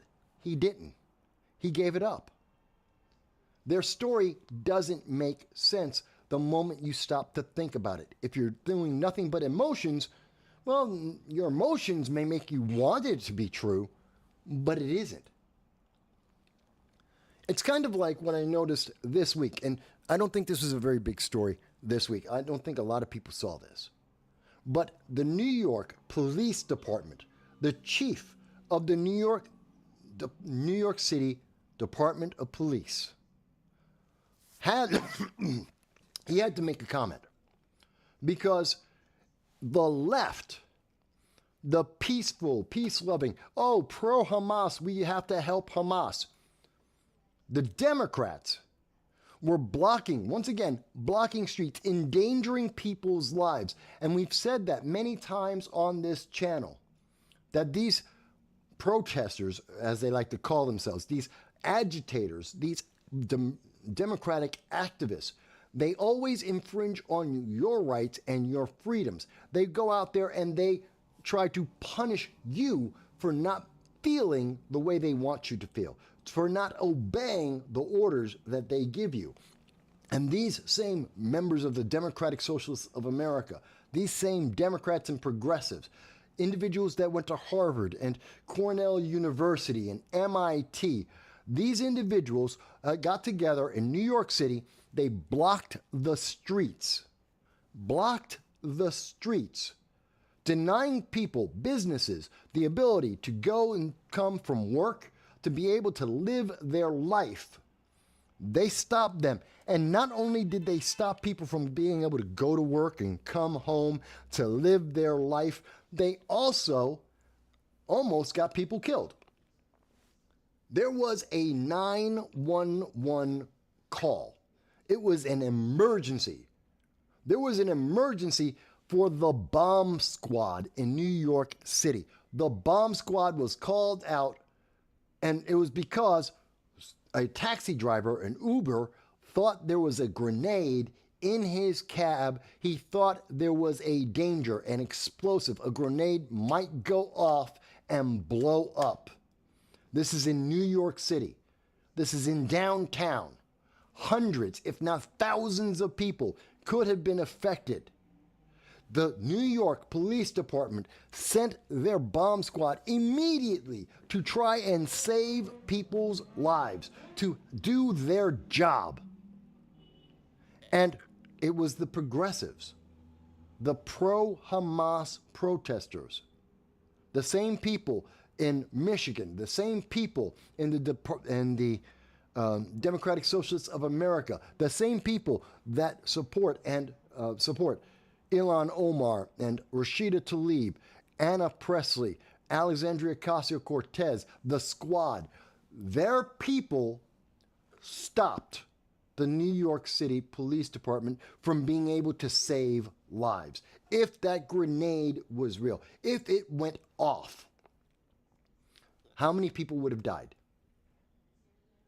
And think about it. It's only a matter of time where we see progressives, they block off bridges, they block off highways, they block off roads.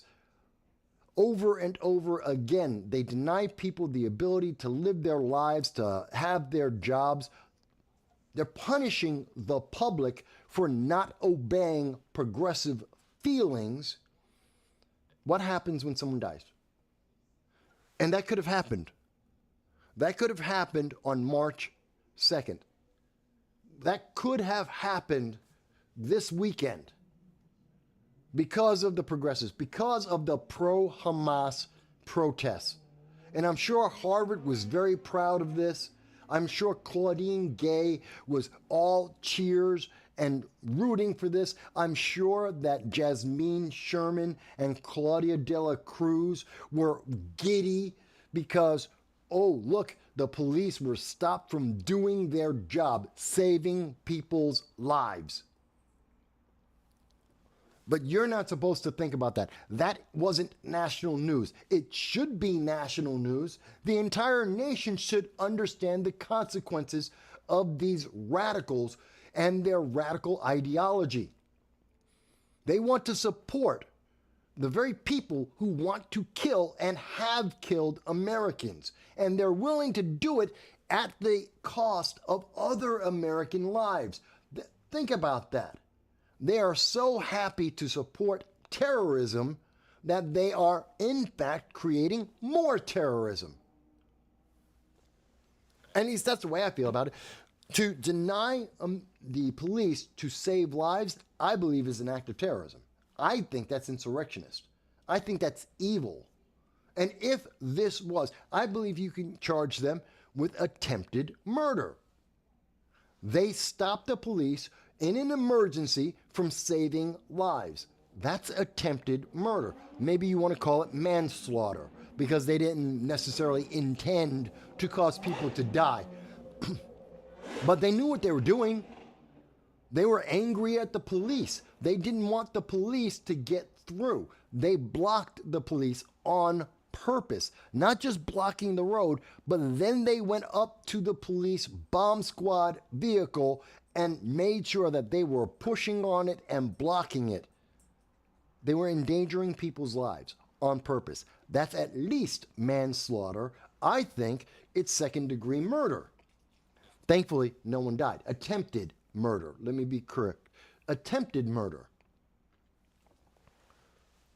Now, if there's a progressive out there that thinks, Mike, you just got that wrong. You just don't understand. Because this is what they love to say. You just don't understand. Fantastic. Why don't I understand? What am I wrong about here? Did progressives who support Hamas have a protest in New York City? Yes, they did. Did they block the road? Yes, they did. Was there a 911 call for the bomb squad to take a grenade out of an Uber vehicle? Yes, there was. Was that in Manhattan? Yes, there is. Were there hundreds, if not potentially thousands of individuals that could have been affected? Yes, there was. Did those protesters actively prevent the police from doing their job? Yes, they did. There's video. These are all correct and true. Therefore, that is, at least in my understanding of the law, that is attempted murder. That is an intent to prevent people's lives from being saved. That is vile. I believe it's an act of terror. How am I wrong? Folks, if I'm wrong, if you think I misunderstand that, I'm happy to hear it. You can even call in. You can call into 929-715-8569 and say, Mike, I think you misunderstood. I think you got it wrong. I don't think that that's manslaughter. I don't think that that's an attempt at murder. That's not terrorism. If you think I'm wrong, you can say all of those things and tell me how I'm misunderstanding the law. I'm misunderstanding the intention.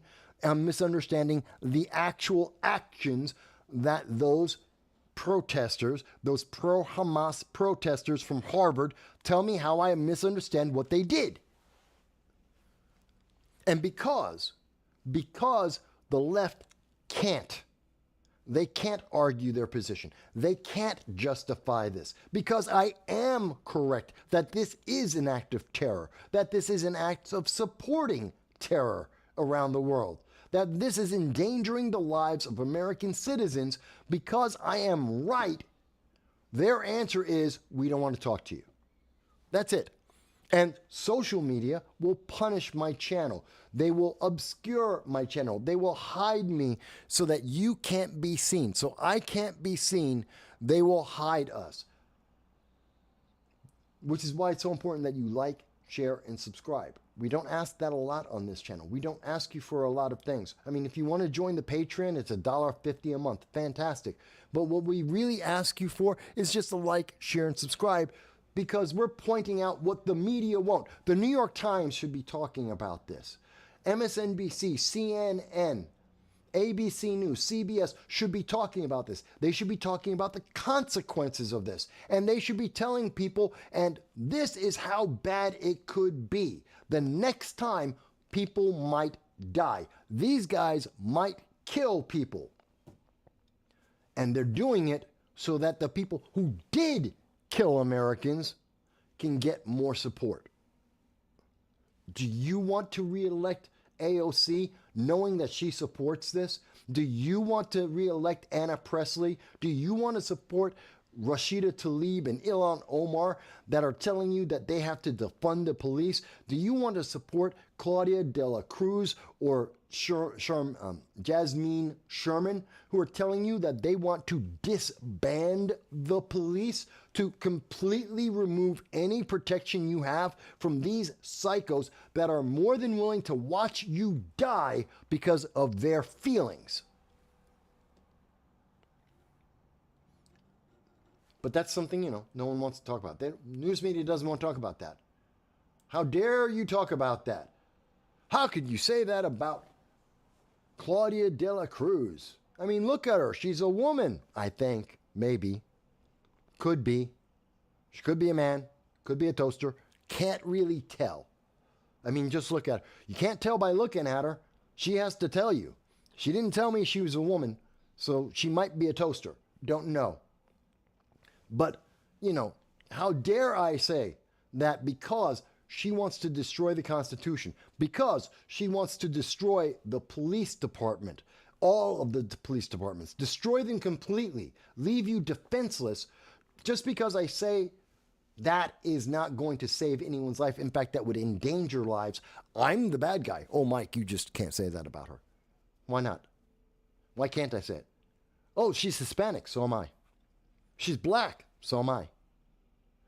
She's a woman. Gender doesn't matter. Aren't we all equal? The fact that she might be a woman is meaningless, isn't it? Because you tell me that we're equal. So either it doesn't matter or it does matter. Please figure out that one first, then come back to me and tell me whether or not it matters in this case. Oh, but Mike, you're just so mean. You're so bad. And you keep picking on little Jasmine here. Nurgle that she is. She deserves it. Little Nurgleite that she is. She deserves all the negative attention she gets for the crazy things that she has said. Now I think the sound is working, so you probably can hear it. Come on. Political environment. No. So breaking up our zombie duopoly, our zombie political system is essential, and I look forward to discussing some of the ways to do that tonight. Thank you. Here it comes. Jasmine. Good evening. My name is Jasmine Sherman, and I want to get the basics out of the way. I'm fat, I'm black, and I'm a socialist running for president of the United States. I'm not independently wealthy. I'm not invested in the stock market. I'm not living off of a trust fund set up by my rich parents. I'm not looking for a handout, and I'm not up here to make my friends wealthy or write a book. We understand that this election is a black swan event like never before. With the Interstate Voter Compact, a third-party candidate can win. That's enough. She's crazy. Crazy woman there. I think I had a clip. 5/20/29. Okay, 5/20/29, I believe, is the clip.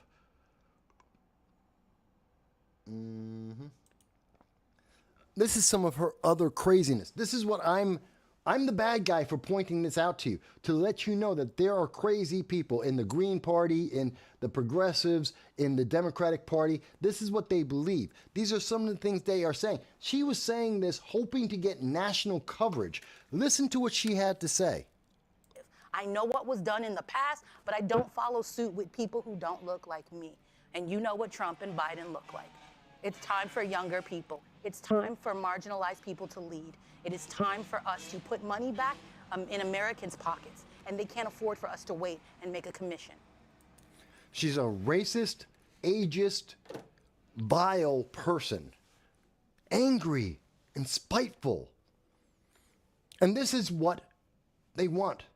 And even if, there's no difference between her and Kamala Harris. Kamala Harris is a little bit taller, a hell of a lot skinnier, but says the same kind of idiocy that you're hearing from Jasmine Stewart. Same kind of crazy talk. Same kind of crazy talk that you get to hear from Claudia de la Cruz. Same craziness. Same craziness you get to hear from Jill Stein. It's not different. Kamala Harris is just better at saying the same crazy talk. Instead of telling you directly that, Jasmine will tell you directly she's a racist. She hates white people. She hates people who have money. She hates people who have earned their business, that have built themselves up. She's angry. She's jealous. she's violent. But, it's okay. How about when we think about this? Hunter Biden. This is an editorial that we got from the New York Post.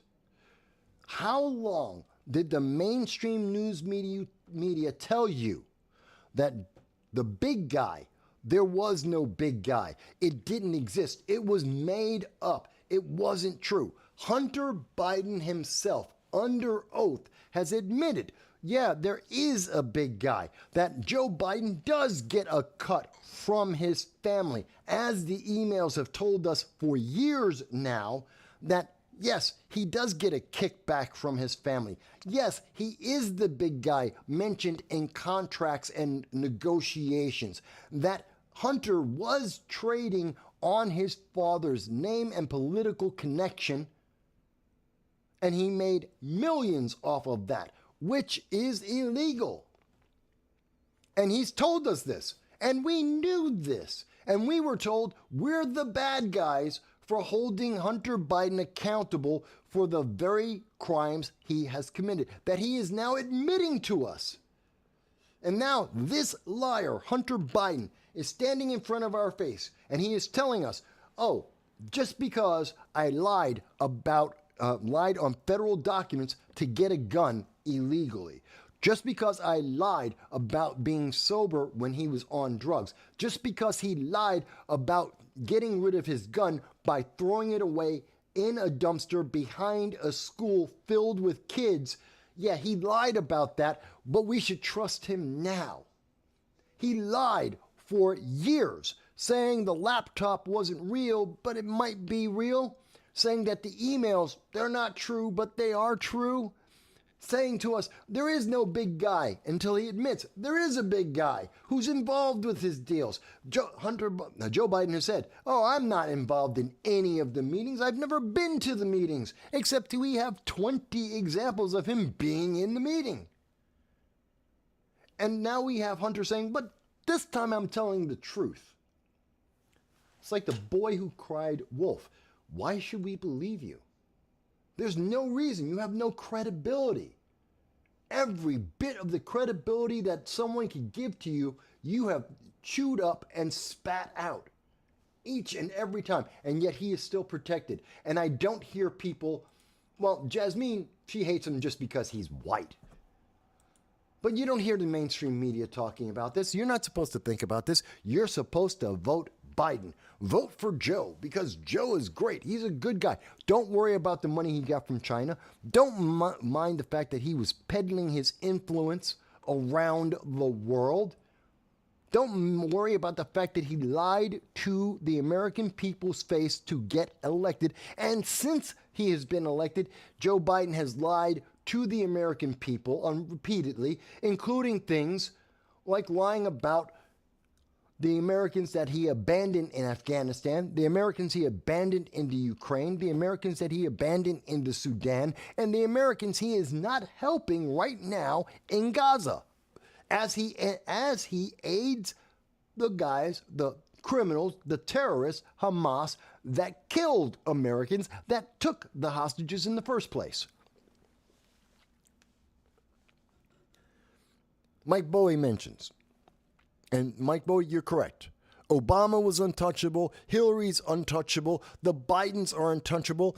Yeah, and that means the system's corrupt, which means they should be touched. That means that we should be voting against them. And somehow Axios can't figure out that given all of this corruption that we see blatantly before our eyes for years, can't imagine why do 65% of voters think the country is headed in the wrong direction?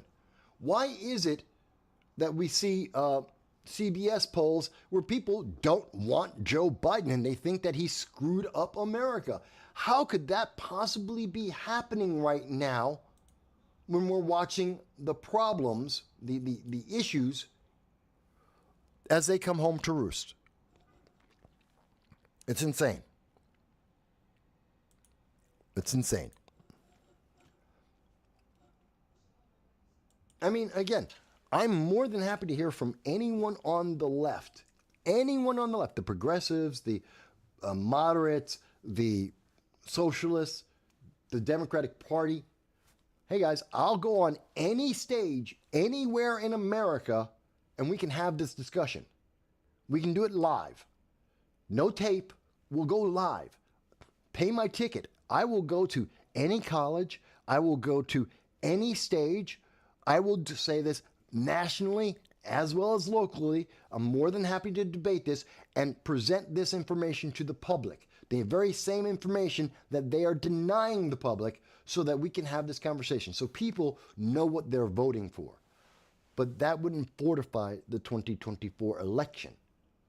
People, when told the truth, most likely won't vote for Joe Biden, which is a good thing. It's amazing to me. Meanwhile, we have Germany. I don't know what the hell Germany's doing. Germany's so screwed up. We got France trying to start a fight with U.S. troops against Russia, and you've got Germany running around giving the secrets of their battle plans to Russia, just giving it away. Who's in charge in Europe? No wonder they're so screwed up. This is amazing.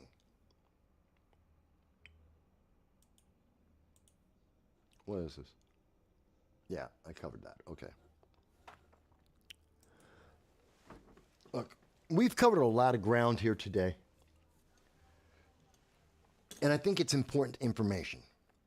A lot of what we're talking about are things that you can only find overseas. This is data that we've been getting from the Hindustan Times, the Times of India, Jerusalem Star. We're getting it from the BBC, the Guardian, AP, the Associated Press.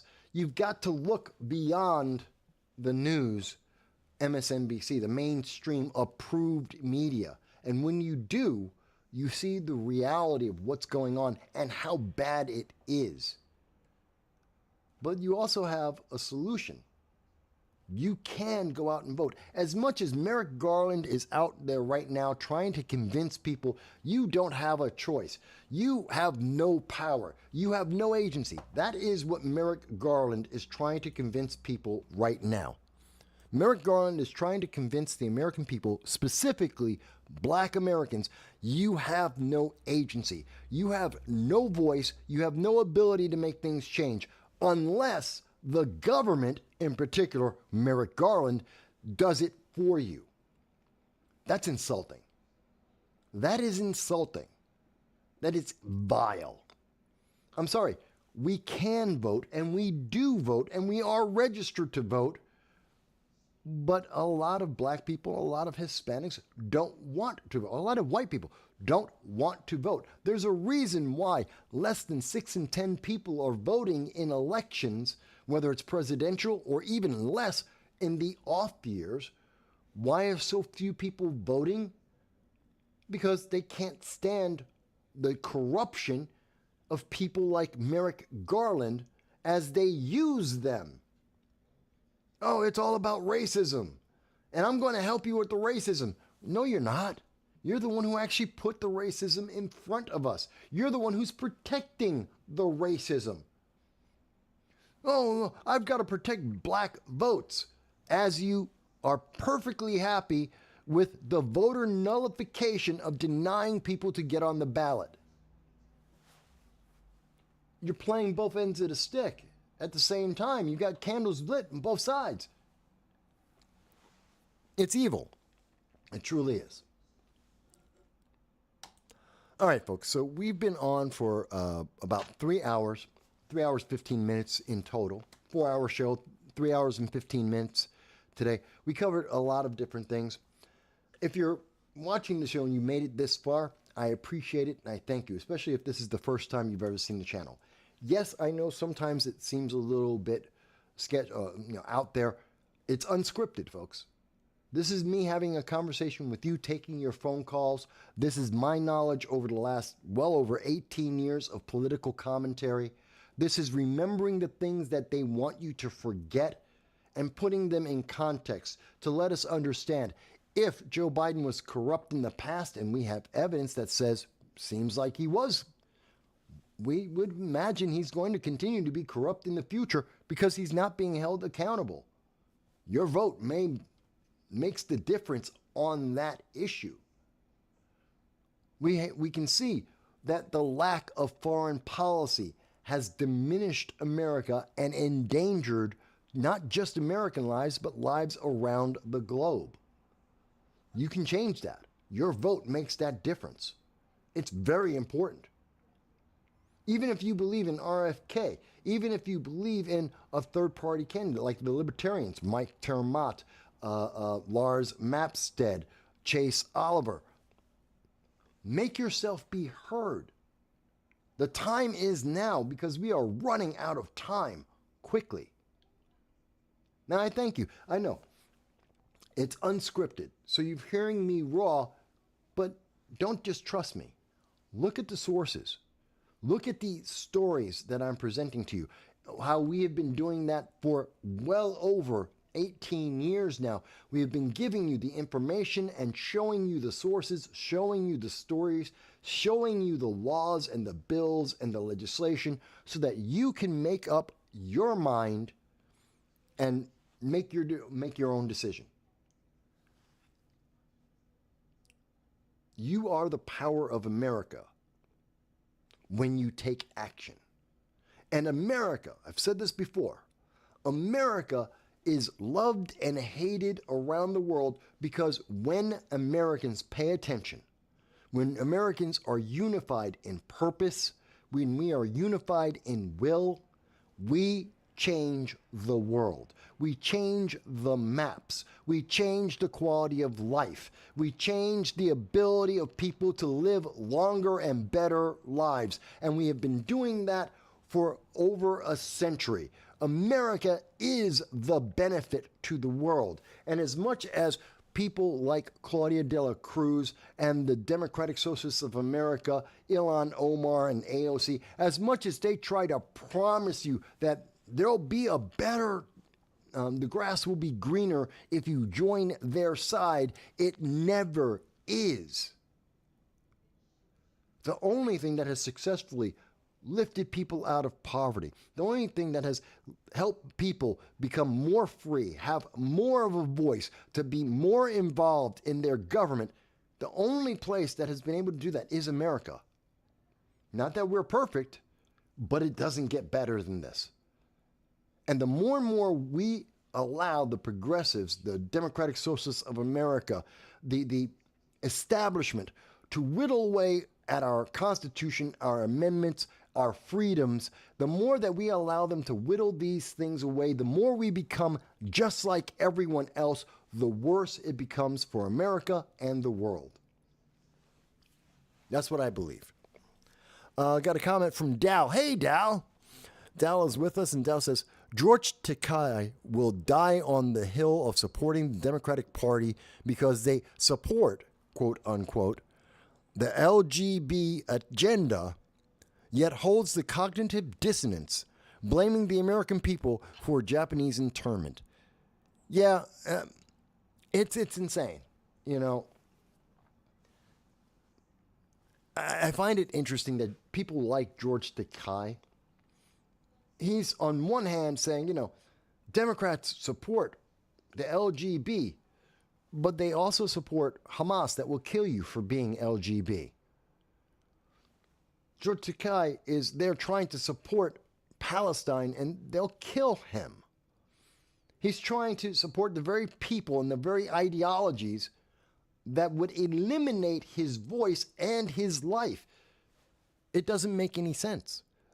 They compartmentalize it. They just shut it down and go, no, well, I don't look at that part. Don't look at the consequence of what they're doing. But here's the thing. George Takei knows he can never get elected because his ideas don't make sense. He knows that. He's as crazy as Jasmine Sherman. He's as crazy as Jill Stein.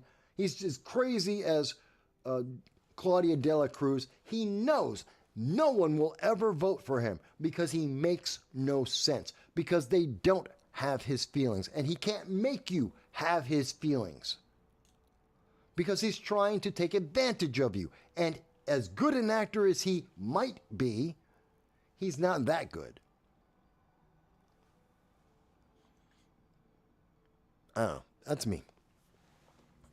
But this is the way I think about this. Maybe, I don't know, maybe you think I'm wrong. Maybe you think I misunderstood. Maybe you think, Merrick Garland is correct. And if you do, I look forward to seeing it in the comments. Type in the comments and tell me, Mike, you just missed it. You don't understand.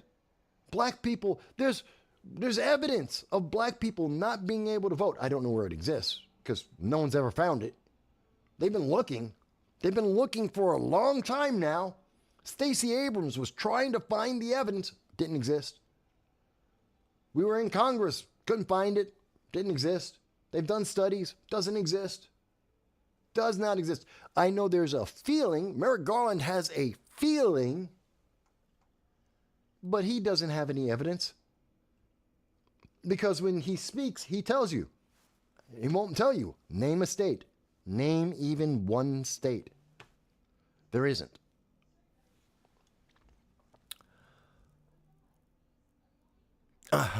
That's funny.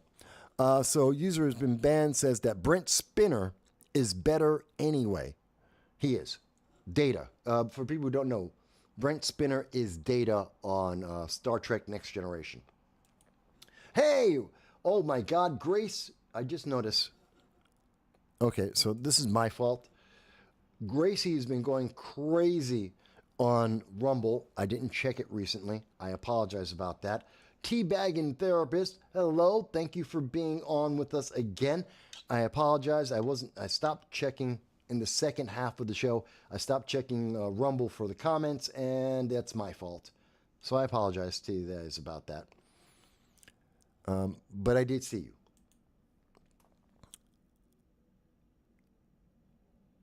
All right. So we've covered a whole lot of ground. It's 7 o'clock. It's Sunday. You guys are fantastic. I thank each and every one of you for being part of the audience. For those who are new, I thank you for making it this far into the show. I look forward to seeing you every Sunday at 2:30 p.m. Most importantly, I got to mention it again. Where is it? There it is. Monday, 9 p.m. We're going to be speaking with Gary Bugler from Nerdrotic, talking about entertainment, talking about politics and how politics and entertainment are mixed together, the propaganda that we're dealing with, how it's affecting your life. Is it coming from Hollywood? Is it coming from the colleges? Is it coming from politicians? Where is it coming from? We're going to have that conversation. We're going to be talking with Molly Smash, an activist, and her opinion about this. This is going to be very interesting to hear about the entertainment side and the propaganda and how they feel about it, as well as I look at it from the political side. And Larry's a libertarian, so he has a unique point of view as well. I hope you will join us. It'll be 9 p.m. on Monday. I hope you'll join us for this. I'm really looking forward to it because I enjoy Nerdrotic. There's a reason why he's got almost 1 million subscribers, and am I jealous of that? Absolutely. I just want to get to 5,000 this year. But, he does a great job. So I'm going to really enjoy it. I hope you'll join us there too. And share the word. Spread it around. Let people know. And I will talk to you Monday. All right, folks. You have a great evening.